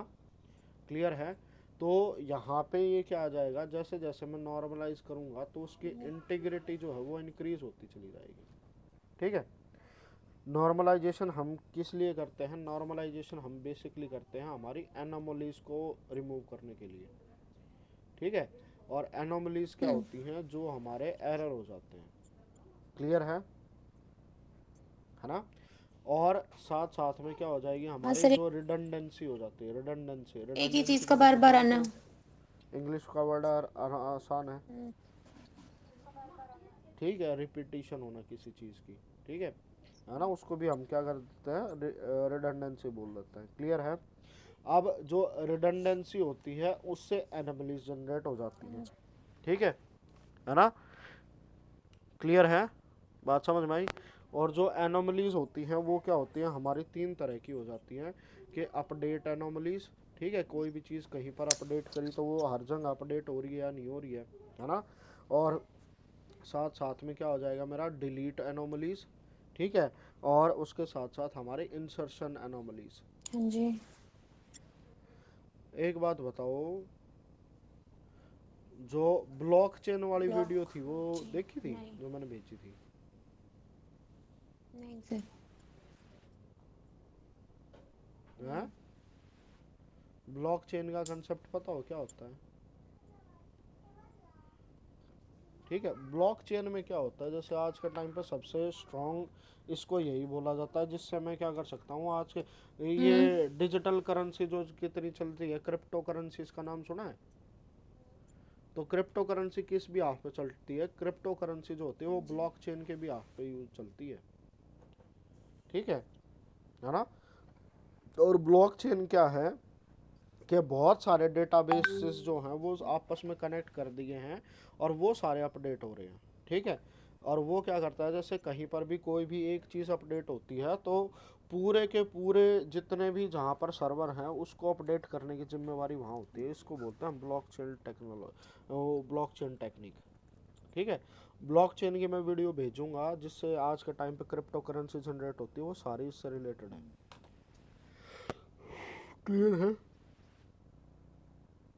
है ना।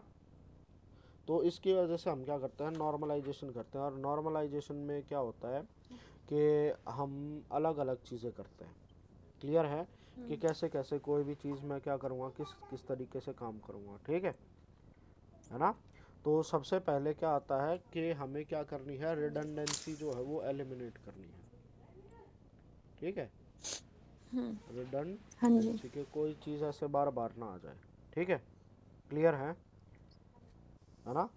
अब जैसे सपोज करो मेरे पास कोई भी एक रिलेशन है, ठीक है, जिसमें मेरे पास क्या है, ये स्टूडेंट आईडी, ठीक है, स्टूडेंट नेम, ठीक है, और मेरे पास क्या होगी उसकी क्लास आईडी, ठीक है। ये क्या है, कोई भी ऐसी मेरे पास एक क्या है, एक टेबल बनी हुई है। बात समझ में आई, है ना। अब स्टूडेंट क्या है मेरे पास, जैसे S1 है, S2 है, S3 है और S4 है, ठीक है ना। अब सपोज करो इसमें भी क्या है, दो का नाम सेम है, ए है और इसका बी है, ठीक है। अब जैसे इसमें स्टूडेंट आईडी क्या दे दी मैंने, कि सॉरी क्लास आईडी, ये एक क्लास में है, ये एक क्लास में है, ये दूसरी क्लास में, ये तीसरी क्लास में है, ठीक है। क्लियर है। अब जैसे उसके हिसाब से मेरे पास क्या है, एक और टेबल है ना। अब जैसे अगर मैं इसके साथ अगर काम करूं कि कोई भी चीज़ है, अगर मैं कहीं पर भी वैल्यू इंसर्ट करता हूं या इसके साथ कोई भी एक काम करता हूं, तो ये देखो ये वाली वैल्यू भी रिपीट हो रही है ना, और ये वाली वैल्यू भी रिपीट हो अच्छा रही देखिए, है ना। तो कर्सर नहीं दिख रहा था पहले। दिख रहा है, ठीक, अच्छा अच्छा अच्छा। फिर सपोज करो जैसे मेरे पास क्लास की आईडी की थी, इसकी भी मेरे पास क्या थी, एक और टेबल बना रखी, इसकी एक टेबल और बना देते हैं, ठीक है। ये स्टूडेंट की है ना, और ये क्या है, एक क्लास की है, ठीक है। इसमें क्या हो जाएगा, मेरा क्लास आईडी हो जाएगी, ठीक है, क्लास नेम हो जाएगा, और यहाँ पे क्लास की फीस होगी, ठीक है। क्लियर है। तो यहाँ पे C1 C2 C3 कर देते हैं, ठीक है। ये क्या है, C है, ये C++ की है, ये डेटाबेस की है, ठीक है। उसके अंदर फीस दे देते हैं, इसकी 5K है, इसकी 7K है, और इसकी ये समझ 10K है, ठीक है। इसकी जो प्राइमरी की है वो SID, ठीक है ना, और CID है। क्लियर है। इसकी जो प्राइमरी की है वो क्या है, CID है। क्लियर है ना। अब सपोज करो इसमें अगर मैं कोई भी वैल्यू जो है वो इंसर्ट करता हूँ, ठीक है ना, कि सपोज करो जैसा मैंने कर दिया है कि C4 और जावा, है ना, और इसकी क्या कर दी 12 की, ठीक है। अगर ये वाली वैल्यू मैं इसमें इंसर्ट करूँगा इस वाले टेबल में, तो इजीली इंसर्ट हो जाएगी, ठीक है। अब सपोज करो कि अगर मैं क्या करता हूँ कि C3 को डिलीट करता हूँ, ठीक है, कि मैं चाहता हूँ कि मेरी जो C3 है वो क्या हो जाए, डिलीट हो जाए, ठीक है ना। अब अगर मैं C3 को डिलीट करूँगा, ठीक है, कि सपोज करो मैंने C3 को डिलीट कर दिया, है ना, हाँ जी। इसको डिलीट करूँगा तो ये वाली टेबल यहाँ से उड़ जाएगी, ये वाली एंट्री, बट उसके कॉरस्पॉन्डिंग जो C3 है वो यहाँ पर प्रेजेंट है या नहीं है। तो जैसे ही मैं इसको डिलीट करूँगा इस वाले टेबल से, ये तो डिलीट हो जाएगा, बट उसके साथ साथ ये क्या आ जाएगी, इनवैलिड एंट्री हो जाएगी, हो जाएगी या नहीं हो जाएगी, है ना। तो ऐसी ऐसी चीज़ों में क्या होता है, एनोमलीज हो जाती है। तो इसके लिए हम क्या कर सकते हैं, तो इसका सबसे बढ़िया तरीका है क्या है, कि आपकी जो भी टेबल है ना, आप उसको क्या कर लो, डिलीट कर, वो स्प्लिट कर दो दो में। जैसे मैं क्या कर देता हूँ, SID अलग ले लिया, S नेम अलग ले लिया, ठीक है। क्लियर है ना। तो यहाँ पे ये वाली जो टेबल थी वो ऊपर वाली ऐसे तोड़ दी, ठीक है। इसकी प्राइमरी की ले ली मैंने SID, ठीक है। दूसरे में क्या कर दिया मैंने, कि यहाँ पे जो है कि SID ले लिया, और यहाँ पे CID, ये अलग टेबल ले ली। क्लियर है। अब जैसे मेरे पास क्या हो जाएगा, अगर मैं यहाँ पे स्टूडेंट आईडी क्लास आईडी थी, है ना, अगर जो भी चीज़ें डिलीट होंगी वो प्राइमरी की में डिलीट होगी, तो मेरे को साफ साफ पता चल जाएगा, है ना। बट बाकी दूसरे केसेस में नहीं होगा। तो ये क्या था कि कोई भी टेबल आपसे जिससे गार्बेज वाला डेटा जो है वो जनरेट हो जाए, तो उससे बेटर है कि आपकी जो भी टेबल है आप उसको डिकम्पोज कर दो अलग अलग टेबल में, जिससे आपकी जो रिलेशन है वो मेंटेन रहे, तो नॉर्मलाइजेशन के ठीक अंदर है। हम स्प्लिट करते हैं टेबल को। क्लियर है। हाँ, नॉर्मलाइजेशन के अंदर क्या हो जाएगा, मैं टेबल को स्प्लिट कर दूंगा और स्प्लिट करूंगा कि जिससे हाँ जो जी। है डेटा की ओरिजिनलिटी हो जाए। क्लियर है ना, और वो सारी चीज़ें मेंटेन रहें। हाँ जी। बात समझ में आई? अब जब मैं क्या करता हूँ, डीकम्पोज करता हूँ किसी भी रिलेशन को, ठीक है, तो डीकम्पोज करते हुए भी मेरे को सारी चीज़ें ध्यान रखनी चाहिए, ठीक है, कि उसके अंदर क्या हो जाए कि डीकम्पोज करते टाइम एक तो 0% रिडंडेंसी हो, ठीक है। अगर सपोज करो अगर मैं तोड़ रहा हूँ फिर भी रिडंडेंसी रह रही है तो तोड़ने का फ़ायदा नहीं है, ठीक है। फिर अगला क्या है, एक मेरा क्या होता है, लॉस लेस ज्वाइन होना चाहिए मेरे पास, कि अगर दोनों को टेबल को अगर मैं दोबारा ज्वाइन करूँ तो मेरे पास क्या हो जाए कि कोई भी डेटा क्या हो वो लॉस ना हो। और थर्ड क्या होता है, डिपेंडेंसी प्रिजर्व होनी चाहिए। हाँ जी। ठीक है, हम्म। इस चीज़ को एक बार नोट डाउन करो, मैं एक बार पानी पी के आता हूँ। ठीक है, कि डिकम्पोज करते टाइम हमें किस किस चीज़ का ध्यान रखना चाहिए। एक एमसीक्यू यहाँ से बनेगा और बड़ी एमसीक्यू बनेगा ये।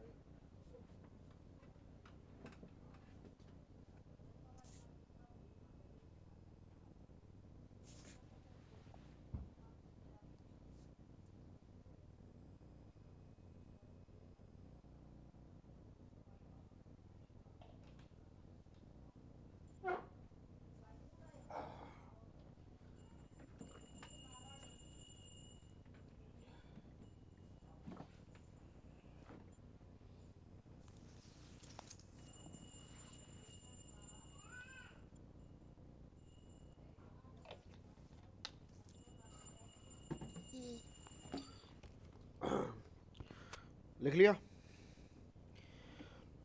अच्छा, एक बात बताओ, ये लॉस लेस जॉइन क्या होता है, ये सारी चीज़ें पता है? डिपेंडेंसी प्रिजर्विंग क्या होती है? नहीं पता, लॉस लेस तो आपने अभी बताया कि अगर फिर करेंगे हाँ, इन दोनों को। हाँ, ठीक है। और डिपेंडेंसी प्रिजर्व करने का मतलब क्या होता है, अब हम डिपेंडेंसी किससे बनाते हैं, कोई भी एक दूसरे के बीच में रिलेशन क्या है उसी को हम डिपेंडेंसी बोलते हैं ना, है ना। वो डिपेंडेंसी जो है वो हमेशा जो है वो प्रिजर्व रहनी चाहिए, ठीक है। क्लियर है? ठीक है।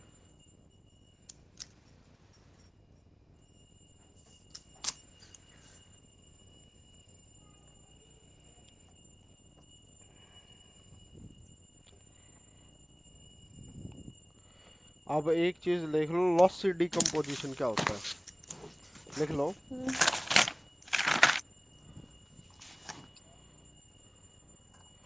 कि जॉइन बिटवीन सब रिलेशन,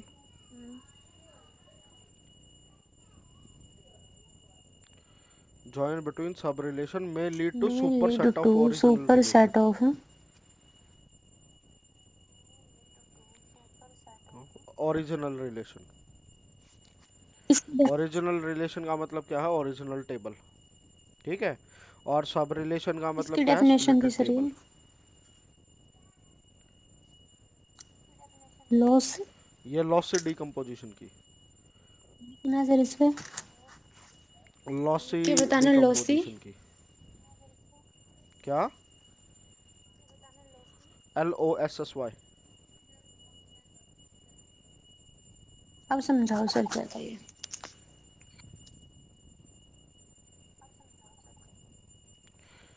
ये क्या था कि सपोज करो जैसे हमने ये वाली टेबल जो तोड़ी थी ना, इस वाली टेबल के हमने ये दो टुकड़े करे ना, तो अगर इनके बीच में मैं नेचुरल ज्वाइन करता हूँ, नेचुरल ज्वाइन का मतलब क्या है, एक कोई भी चीज़ कॉमन लेके सारी एंटिटीज़ को रिपीट कर देना, याद है ना। तो वो वाली चीज़ से क्या होनी चाहिए, मेरी ओरिजिनल टेबल जो थी वो जनरेट हो जानी चाहिए, उस चीज़ को मैं क्या कहूँगा, लॉसी डिकम्पोजिशन कहूँगा। क्लियर है ना। अब एक अगली चीज़ जो आती है वो क्या आती है, फंक्शनल डिपेंडेंसी, सुना है? क्या पता होता है? नहीं सर। क्या सुना है?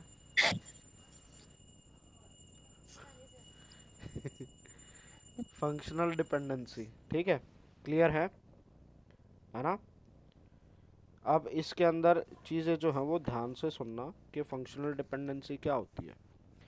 अब जब हम कहीं पर भी रिलेशन क्या होता है मेरा, एक टेबल का होता है, ठीक है, और वो टेबल के अंदर रिलेशन हम कैसे निकालते हैं कि कोई भी एक्स एट्रीब्यूट होता है टेबल का, वो क्या करता है, किसी भी वाई एट्रीब्यूट को डिटरमाइन करता है दूसरे टेबल के, है ना, ठीक है, क्लियर है। एक्स एट्रीब्यूट क्या है, किसी भी वाई एट्रीब्यूट को जो है वो डिफाइन करेगा, है ना, तो उसको हम क्या कहेंगे कि एक्स इज डिटरमाइंस वाई, याद है कुछ, है ना। अब सपोज करो मेरे पास कोई भी टपल है T1 और T2, ठीक है, क्लियर है, कोई भी टपल है T1 और T2। अब T1 डॉट एक्स, ठीक है, क्लियर है, if it is equal to T2 dot X then T2 dot Y, T1 dot Y should be equal to T2 dot Y, है ना, समझ आया। अगर x किसी भी एट्रीब्यूट y को डिटरमाइन कर रहा था, ठीक है ना, कि सपोज करो जैसे यहाँ पे बर्थ थी और यहाँ से मैं क्या कर रहा था, एज निकाल रहा था कहीं पर भी, ठीक है, क्लियर है। अगर किसी टपल 1 की जो है x वैल्यू, यानी कि इसकी वाली वैल्यू किसी दूसरे टपल की x वैल्यू के साथ बराबर है, यानी कि कहीं पर भी दो वैल्यू जो है वो बराबर हैं, तो इसका मतलब क्या है, अगर x डिटरमाइन करता है y को, तो सेम प्लेस पे अगर T1 की डॉट वाई वैल्यू थी वो T2 डॉट वाई के वैल्यू के बराबर ही आएगी, उसमें चेंजेस नहीं आएगा, ठीक है, क्योंकि हम क्या कह रहे हैं, x डिटरमाइन y, समझ आया, है ना। कि सपोज करो यहाँ पे कोई भी क्या थी, ये इसकी डेट ऑफ बर्थ 1993 की थी, है ना, T1 की भी, इसकी भी डेट 1993 की थी, है ना, तो जो एज निकल के आएगी, जो सपोज करो T1 की एज जैसे 30 साल आ गई, तो T2 की भी एज 30 साल ही आनी चाहिए, ये कहता है, ठीक है ना। इसका मतलब क्या हुआ, इसका मतलब क्या है, जब भी x की वैल्यू सेम रहेगी, ठीक है, के means whenever the x value same the corresponding y value must be same, ठीक है ना, means x value is same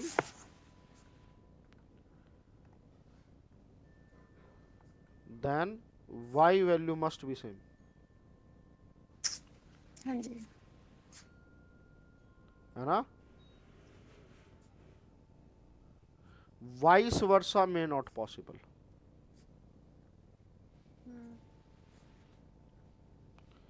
ठीक है, जो वाइस वर्सा है वो पॉसिबल हो भी सकता है और पॉसिबल नहीं भी हो सकता है, क्लियर है, ठीक है, इसको हम क्या कहते हैं, फंक्शनल डिपेंडेंसी, ठीक है, क्लियर है। अब जो अगली जो चीज आती है वो आती है trivial functional dependency, trivial functional dependency, clear है ना। सर इतनी डेप्थ में क्वेश्चन पूछते हैं हम। अब इसको समझना, ये अगर वो हमें एनएफ करनी है तो एनएफ में तो आएगा ये ट्रिवियल फंक्शनल डिपेंडेंसी, ये तो सेकंड एनएफ का क्वेश्चन है, ठीक है।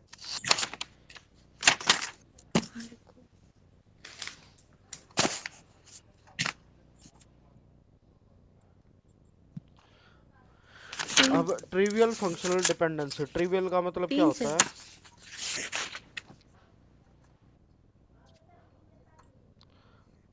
ट्रिवियल का मतलब तीन नहीं होगा, ट्रिवियल का मतलब क्या हो जाता है यहाँ पे,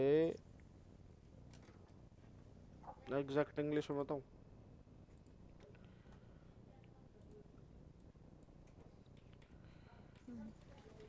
ट्रिवियल फंक्शनल डिपेंडेंसी, ठीक है,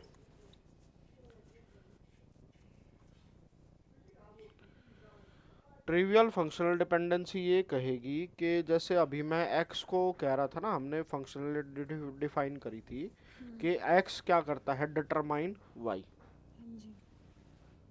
ठीक है, क्लियर है ना।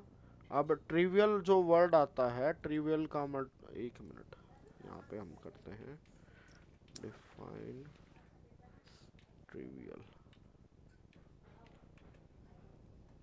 ठीक है, a little importance not worth considering. ठीक है ना। ठीक। मतलब क्या हो जाएगा, अ लिटिल इम्पोर्टेंट। ठीक है, क्लियर है ना। इसका मतलब क्या है, अगर कोई भी मेरे पास फंक्शनल डिपेंडेंसी है, कि सपोज करो कोई भी x किसी भी y को डिटरमाइन कर रहा है। ठीक है, क्लियर है, कोई भी, है ना, कि कोई भी x किसी को y डिटरमाइन कर रहा है, तो x जो होगा वो क्या होगा, सुपर सेट ऑफ y। ठीक है ना, कि सपोज करो x डिटरमाइन कर रहा है, वो हर एक x को तो डिटरमाइन करेगा, बट बाकी और चीजें भी हो जाएंगी वो जिसको औरों को भी डिटरमाइन करेगा। ये बाल किसने काटे आपके, ये बाल किसने काटे आपके? पापा पढ़ाई करवा दे अभी? नहीं बेटा, पापा काम करा रहे, पढ़ाई करा रहे। आप खाना खाते हुए भाग के आए हो ना, जा खाना खा के आ, पहले खाना खा के आओ भाग के। ठीक अगर है, कोई भी समझ एक्स आया? वाई को डिटरमाइन करता है तो क्या? एक्स एक सुपर सेट होगा वाई का। हाँ, तो मतलब कुछ एक के लिए डिटरमाइन करेगा, ठीक है ना, बट वो हो सकता है वो और चीजों को भी डिटरमाइन करे।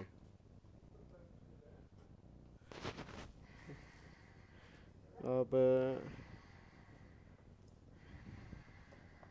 एक मिनट,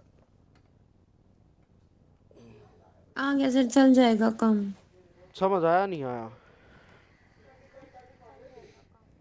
ठीक है, अब यहाँ पे देखो इसको कैसे डिनोट किया जाता है, थोड़ा बहुत याद हो, कि जैसे अगर मैं क्या कहता हूँ कि बी डिटरमाइन करता है किसी सी को। ठीक है ना, और सपोज करो तो फिर हम बाद में लिखते थे ना ए बी डिटरमाइन सर बी सी। याद हुआ तो मेरे को कुछ नहीं आ रहा, मेरे को याद समझ आ आया? रहा है।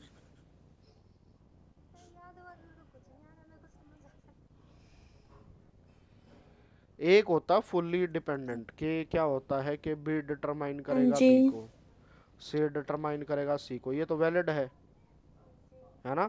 अब सपोज करो अगर मैं कह देता हूँ बी सी को कंबाइन होके, हाँ, बी सी किसी के साथ मिलके वो बी को डिफाइन करेगा। ठीक है, या ए बी किसी के साथ मिलके वो क्या करेगा, बी सी को डिटरमाइन करेगा, हाँ जी। या बी सी किसी के साथ मिलके सी को डिटरमाइन करेगा, है ना। क्लियर है। यहाँ पर जब कोई भी रिलेशन का पार्ट इसमें भी और इसमें भी हो, इसमें भी और इसमें भी हो, इसमें भी और इसमें भी हो। हाँ। ठीक है, क्लियर है ना। तो जैसे ये इसमें भी और इसमें भी है, तो ये वाली सारी क्या हो जाएंगी, ये वाली हो जाएंगी ट्रिवियल फंक्शनल डिपेंडेंसी। ठीक है, क्लियर है। अब सपोज करो अगर कोई बी कर रहा है डिटरमाइन सी को, तो बी बिल्कुल अलग है, सी बिल्कुल अलग है, इसको बोलते हैं हम non trivial functional dependency. Trivial functional dependency का मतलब ये लगा लो कि जो खुद से भी डिटरमाइन हो रहा हो। हम ये बोल ठीक है, सकते हैं ना, जो जैसे B left determine B, side में सी हो वही राइट डिटरमाइन डी, साइड में होगा है तो। ना। हाँ, लेफ्ट और राइट साइड दोनों में आ जाए तो उसको हम क्या बोलेंगे, ट्रिवियल डिपेंडेंसी बोल देंगे। ठीक है, क्लियर है ना, कि x जो है वो x को ही डिटरमाइन कर रहा है। ठीक है, जैसे हम क्या कर रहे थे कि x determine y, but y is also subset of x। Clear है। ठीक है, फिर उसके बाद जो आता है वो आता है नॉन ट्रिवियल फंक्शनल डिपेंडेंसी। ठीक है ना, तो ये नॉन थी ना ट्रिवियल सर जिसमें फंक्शनल जो आपने अभी डिपेंडेंसी। बताई थी, अगर क्लियर है। लेफ्ट साइड राइट साइड के बराबर ना हो तो नॉन ट्रिवियल। हम्म हाँ बिल्कुल। ठीक है, अब जैसे हमने क्या किया था, हम बर्थ डेट से क्या कर रहे थे, एज डिटरमाइन कर रहे थे। ठीक है ना। जब एक फंक्शनल, एक चीज़ किसी दूसरे को डिटरमाइन कर रहा है, ठीक है, और जो चीज़ हम्म, डिटरमाइन हो रही है वो उसका पार्ट नहीं है। हाँ, ठीक है, क्लियर है ना। तो उसको हम क्या बोलते हैं, non trivial functional dependency. Clear है ना। यानी कि दोनों के बीच में अगर कोई भी फंक्शनलिटी किसी को डिटरमाइन करेगी, तो उसके बीच में क्या हो जाना चाहिए, हाँ जी। दोनों का नॉन रिलेटेड एट्रीब्यूट होना चाहिए। हम्म, क्लियर है, ठीक है, हाँ। Non related attribute. बात समझ में आई? ठीक है भाई।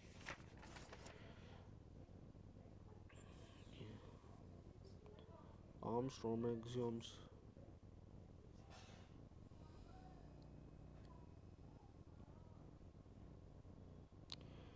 फिर अगला आ जाता है semi non trivial functional dependency. इस चीज़ को याद रखना, ये वाली सारी चीज़ें जो है वो डेटाबेस में दिमाग खाने वाली है। ठीक है ना। सेमी नॉन ट्रिवियल फंक्शनल हम्म, डिपेंडेंसी, सेमी का मतलब आधी, ठीक है, और ये क्या हो जाएगा, फंक्शनल डिपेंडेंसी। ठीक है, क्लियर है। अब सपोज करो इसमें क्या हो जाएगा, ये क्या होता है, combination of trivial and non trivial, combination of trivial and non trivial. हाँ बेटा, मैगी खाई है मैगी। मैगी खाई है। हाँ। अच्छा ठीक है, पापा क्लास ले रहे हैं बेटा। गोदी ले लो। ना गोदी नहीं, अभी आप क्या कर लो पापा भी गोदी ले लो। ना बेटा, पापा पढ़ा रहे हैं ना अभी। आ, आ, बेटा पापा काम कर रहे हैं, आप कुछ और कर लो, गेम खेल लो। गोदी दो। दादी क्या कर रही है? दादी मैगी खाई। और दादाजी? दादा मैं खाऊं। दादा को देख के आओ, दादाजी कहाँ हाँ गए। जी। सर ये 2 साल ठीक है, की है। अच्छा, क्यूट है। हाँ 2 ढाई की है। हाँ ठीक है। अब सपोज करो यहाँ पे कोई स्टूडेंट आईडी है, स्टूडेंट आईडी से मैं स्टूडेंट आईडी और स्टूडेंट नेम जो है वो दोनों डिटरमाइन कर लेता हूँ। ठीक है, क्लियर है ना। तो इसको अगर लिखा जाए तो इससे क्या कर सकता हूँ मैं, सपोज करो एस आई डी से स्टूडेंट आईडी ही अगर मैं डिटरमाइन कर रहा हूँ तो ये ट्रिवियल हो गया, है ना, जहाँ पे दोनों का पार्ट आ जाए। अब एस आई डी से मैं क्या कर सकता हूँ, अगर एस नेम डिटरमाइन कर रहा हूँ तो ये क्या हो गया, नॉन ट्रिवियल हो गया, है ना। तो यहाँ पे ये जो मेरा कॉम्बिनेशन बना, इसमें ट्रिवियल भी आ गया और नॉन ट्रिवियल भी आ गया। क्लियर है, इसको हम क्या बोलेंगे, सेमी ट्रिवियल फंक्शनल डिपेंडेंसी। ठीक है, क्लियर है। अब वो बाइनरी वाले याद हैं कि रिफ्लेक्सिविटी, ट्रांजिटिविटी और ऑगमेंटेशन, सर ऑगमेंटेशन तो सुना है। बाइनरी वाले। ऑगमेंटेशन तो सुना है। ऑगमेंट क्या बाइनरी, बाइनरी जैसे वाले फॉर्मूले करवाए थे वो याद है, जब वो क्या करते थे, ए इज ए लिख देते थे हम, if A determine A, B determine B, if A is equal to A हाँ इज जी सर। इक्वल टू, अरे कम्यूटेटिव एसोसिएटिव रिफ्लेक्सिव, याद आया। ठीक है, तो इन सारी चीज़ों को हम क्या बोलते हैं, आर्मस्ट्रॉन्ग एक्सियोम्स बोलते हैं। ठीक है, ये जो याद रखने वाली है ये उसके अलग हैं, डेटाबेस के। ठीक है, ये क्या होते हैं, आर्मस्ट्रॉन्ग एक्सियोम्स। क्लियर है, ये आर्मस्ट्रॉन्ग एक्सियोम्स के ऊपर एक क्वेश्चन पूछा गया है। हाँ जी सर। क्लियर है, हेलो। अब इसमें देखना, जो सबसे पहले जो रिफ्लेक्सिविटी आती है, ठीक है, रिफ्लेक्सिविटी। क्लियर है। अगर सपोज करो मेरे पास कोई सेट है एक्स, ठीक है, क्लियर है, और उसका सबसेट है कोई वाई, ठीक है ना। एक्स कोई सेट है और उसका सबसेट हाँ है जी। वाई। सबसेट का मतलब क्या हो गया, पार्ट ऑफ एक्स, है ना। अगर मेरे पास ये वाली कंडीशन रहेगी then there is always a functional dependency where X determine Y, है ना, कि एक्स हर एक वाई के लिए डिटरमाइन करेगा, ठीक है। बट ये नहीं होगा कि सिर्फ वाई आ जाए, कई बार आ सकता है कि एक्स से जेड भी आ जाए, है ना। क्लियर है, बात समझ में आई। तो इसको हम क्या बोलेंगे, रिफ्लेक्सिविटी बोलेंगे। हमने सिर्फ ये वाली चीज़ें याद रखनी है कि आर्मस्ट्रॉन्ग एक्सियोम्स में रिफ्लेक्सिविटी का मतलब क्या होता है, ठीक है। फिर दूसरी जो आती है मेरे पास वो आती है ट्रांजिटिविटी, ठीक है। ट्रांजिटिविटी क्या कहती है, कोई भी रिलेशन एक्स डिटरमाइन करती है वाई को और कोई भी रिलेशन वाई डिटरमाइन करती है जेड को। तो मैं क्या लिख सकता हूँ, एक्स डिटरमाइन करेगा जेड को, ये तो आसान है ना। फिर जो तीसरी आती है, याद रखना ये सारे पेपर में ये लिखा जाएगा कि आर्मस्ट्रॉन्ग में रिफ्लेक्सिविटी एक्सियोम क्या है, अलग अलग ऑप्शन दे देंगे, फिर उससे एक क्वेश्चन बन जाएगा, ठीक है। फिर अगला क्या आता है, ऑगमेंटेशन,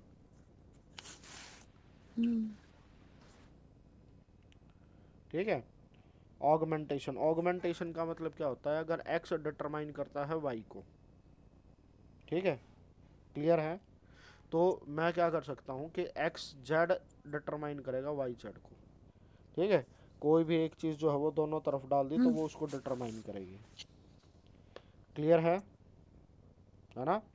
फिर उसके बाद अगर कोई भी चीज़ अगर मैं लिख देता हूँ कि इसी की वेरिएशन क्या है कि एक्स डिटरमाइन करता है वाई को, है ना, और उसके साथ साथ एक्स डिटरमाइन करता है जेड को, then X should also determine Y Z, दोनों को डिटरमाइन कर देगा वो, ठीक है ना। अगर एक्स डिटरमाइन वाई जेड है तो इसको मैं दूसरे फॉर्म में लिख सकता हूँ कि एक्स डिटरमाइन वाई और वाई और एक्स ऑल्सो डिटरमाइन जेड, ठीक है। या तो दोनों को कंबाइन करके लिखा ठीक जा है। सकता है, अगर ये लिखा हुआ है तो उसका मतलब ये भी होता है, क्लियर है, हाँ बात जी। समझ में आई, हाँ जी सर। है ना, समझ आया, ठीक है। बट इससे अगर ये हो जाएगा तो इसका मतलब ये रिवर्स बिल्कुल भी ट्रू नहीं होगा। एक्स वाई को डिटरमाइन करता है वाई जेड को, तो मैं इसको ऐसे नहीं लिख सकता कि एक्स डिटरमाइन करेगा, सॉरी वाई डिटरमाइन करेगा एक्स को, है ना, या जेड डिटरमाइन करेगा एक्स को, या वाई जेड डिटरमाइन करेगा एक्स को। ये वाली चीज़ें बिल्कुल भी नहीं लिखी जा सकती, ये हाँ वाली जी। चीज़ें बिल्कुल गलत है, क्लियर है, ठीक है। अब ट्रिवियल हो गया, नॉन हाँ ट्रिवियल हो जी। गया, ये वाली चीज़ समझ में आई,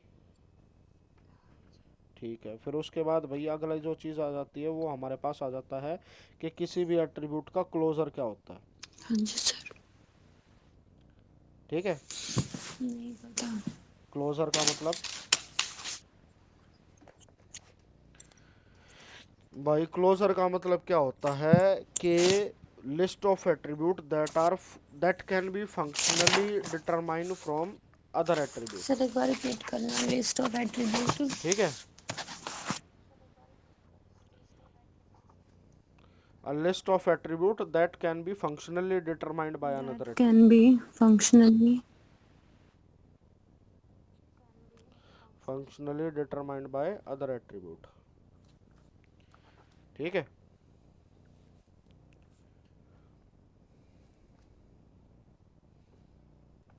मीनिंग क्या है इसका? अब हमने क्या किया था, फंक्शनली डिपेंडेंसी बताई थी, जब जहाँ पे एक एट्रीब्यूट क्या है किसी दूसरे एट्रीब्यूट को जो है वो डिटरमाइन करे, ठीक है। इससे रिलेटेड क्वेश्चन जो है वो नेट में पूछा जाता है। तो एट्रीब्यूट एनक्लोजर होता है, एट्रीब्यूट क्लोजर, ध्यान हो इसको प्लस से डिनोट करते हैं हम, है ना। कि सपोज करो मेरे पास कोई भी एक रिलेशन है जिसमें एट्रीब्यूट है ए बी सी और डी, क्लियर ये नेट में पूछा है ना। जाता है। आवाज़ आ रही है, हाँ नेट में पूछा जाता है और हो सकता है इसमें भी आ जाए, क्यों, उन्होंने सिर्फ कॉपी ज्यादा पेस्ट ही करना डेप्थ में हो क्वेश्चन रहा को, है। ना ज़्यादा डेप्थ में नहीं हो रहा। ये वाला क्वेश्चन है, इजी तरीके वाला समझाऊंगा, कॉम्प्लेक्स वाला नहीं समझा रहा,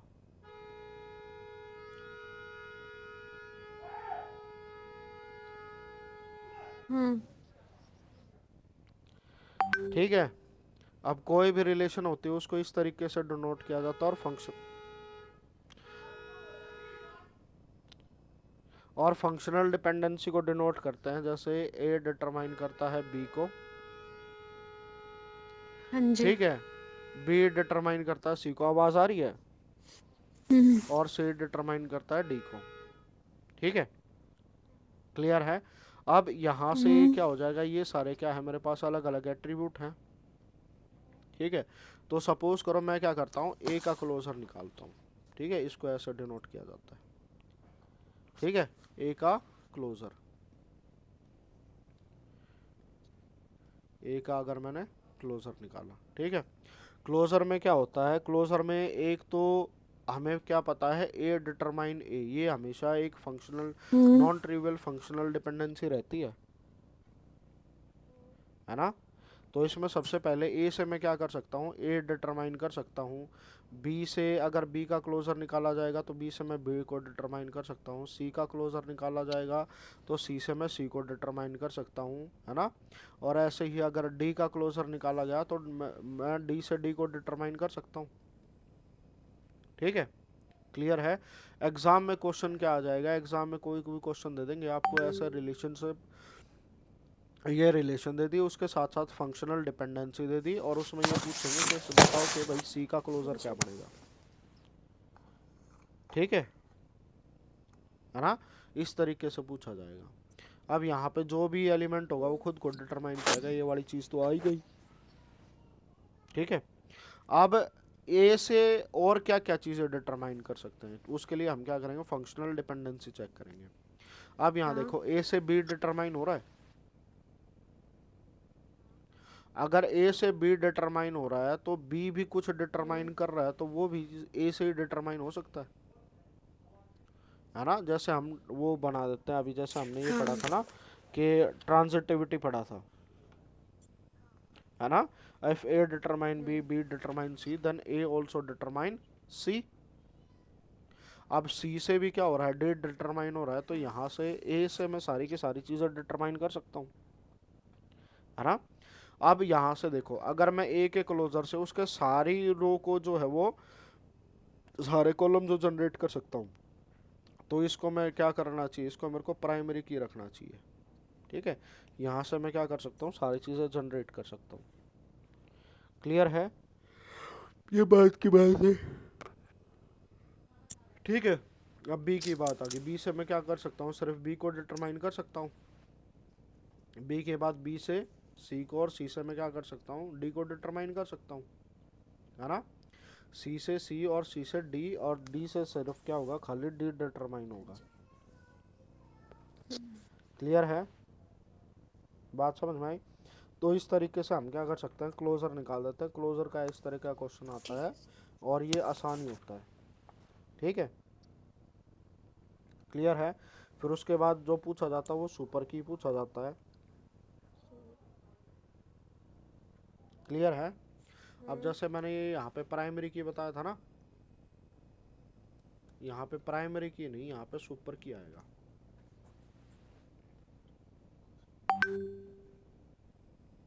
ठीक है, अगर किसी के क्लोजर से अगर मैं उसके सारे के सारे एट्रीब्यूट जो है वो डिटरमाइन हो जाते हैं, तो उसको हम क्या बोलते हैं, सुपर की बोलते हैं।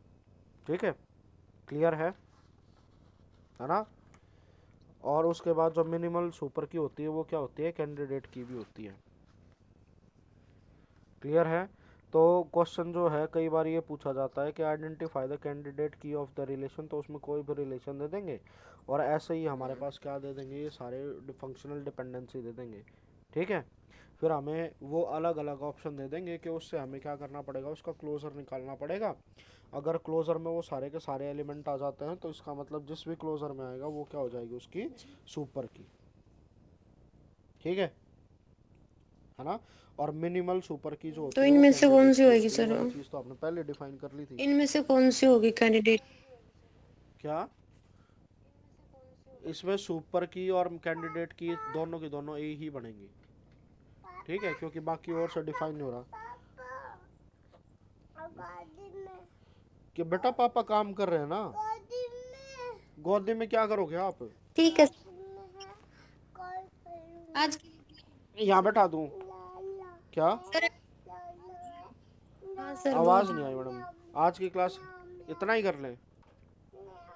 अच्छा चलो फिर ज़्यादा हो जाएगा, 1 मिनट, इसको अभी संभालने वाले बिजी हो गए सारे। ठीक है चलो ठीक है मैडम, बाकी और मैं डेटाबेस के जितने भी हो जाएंगे ना, कल वाली क्लास में हम नॉर्मलाइजेशन कर लेंगे। ठीक है, फिर नॉर्मलाइजेशन हाथ आ जाएगा। ठीक है, नॉर्मलाइजेशन करने के बाद तो बाकी सारे क्वेश्चन है, आप ट्राई करके देखना, वो सारी चीज़ें हो ही जाएंगी। और मेरे हिसाब से जितनी अभी जो चीज़ें पढ़ी थी हमने, वो सारी चीज़ें कवर अप हुई हैं थोड़ी बहुत, या ज़्यादा हो गया ये। चलो नॉर्मलाइजेशन में ट्रिवियल नॉन ट्रिवियल वो डेफिनेशन आएगी, जब तक वो समझ में नहीं आएगी तब तक समझ में नहीं आएगा। ठीक है, वो वीडियो मैं भेज देता हूँ, वो वीडियो देखना। सर वो तो आप कल करवाएंगे ना। हेलो ना, फिर एक बार अगर वीडियो से हो जाता ना, अभी ये तो बात हुई थी, अगर उस चीज़ की वीडियो बना रखी है, अगर वीडियो से इसे अच्छा क्लियर हो भेज जाता दो। तो कंसेप्ट ठीक है, हमारा टाइम बचेगा, है ना। उसका मैं लिंक भेज देता हूँ। ठीक है, बाकी और जो भी क्वेश्चन हो वो सारे मेरे को व्हाट्सएप कर देना। हाँ ठीक है, और आप इंटेलिजेंट हो, ये मत समझना कि आप इंटेलिजेंट नहीं हो, आपके मेरे से ज़्यादा नंबर है। मेरे को मिल पहला गए बंदा सर। ऐसा मिला है जिसका मेरे से ज़्यादा नंबर है। कौन सा किस में मिल गए नंबर आपको मेरे साथ? क्या? आपके मैथ में मेरे से ज़्यादा नंबर मिला है। 12th में मेरे वो था थोड़ा, टीचर हमें ढंग का नहीं मिला था, 12th में मेरे 84 रह गए थे, वरना 100 आ जाते। वरना मेरे 8th में 10th में 9th में सब में 100 आउट ऑफ 100 रहे हैं बिल्कुल सारे में। हाँ, बेटा पढ़ाई करा रहे पापा। ठीक है चलो ठीक है मैम, फिर आज की क्लास में इतना ही। Okay ma'am. Papa,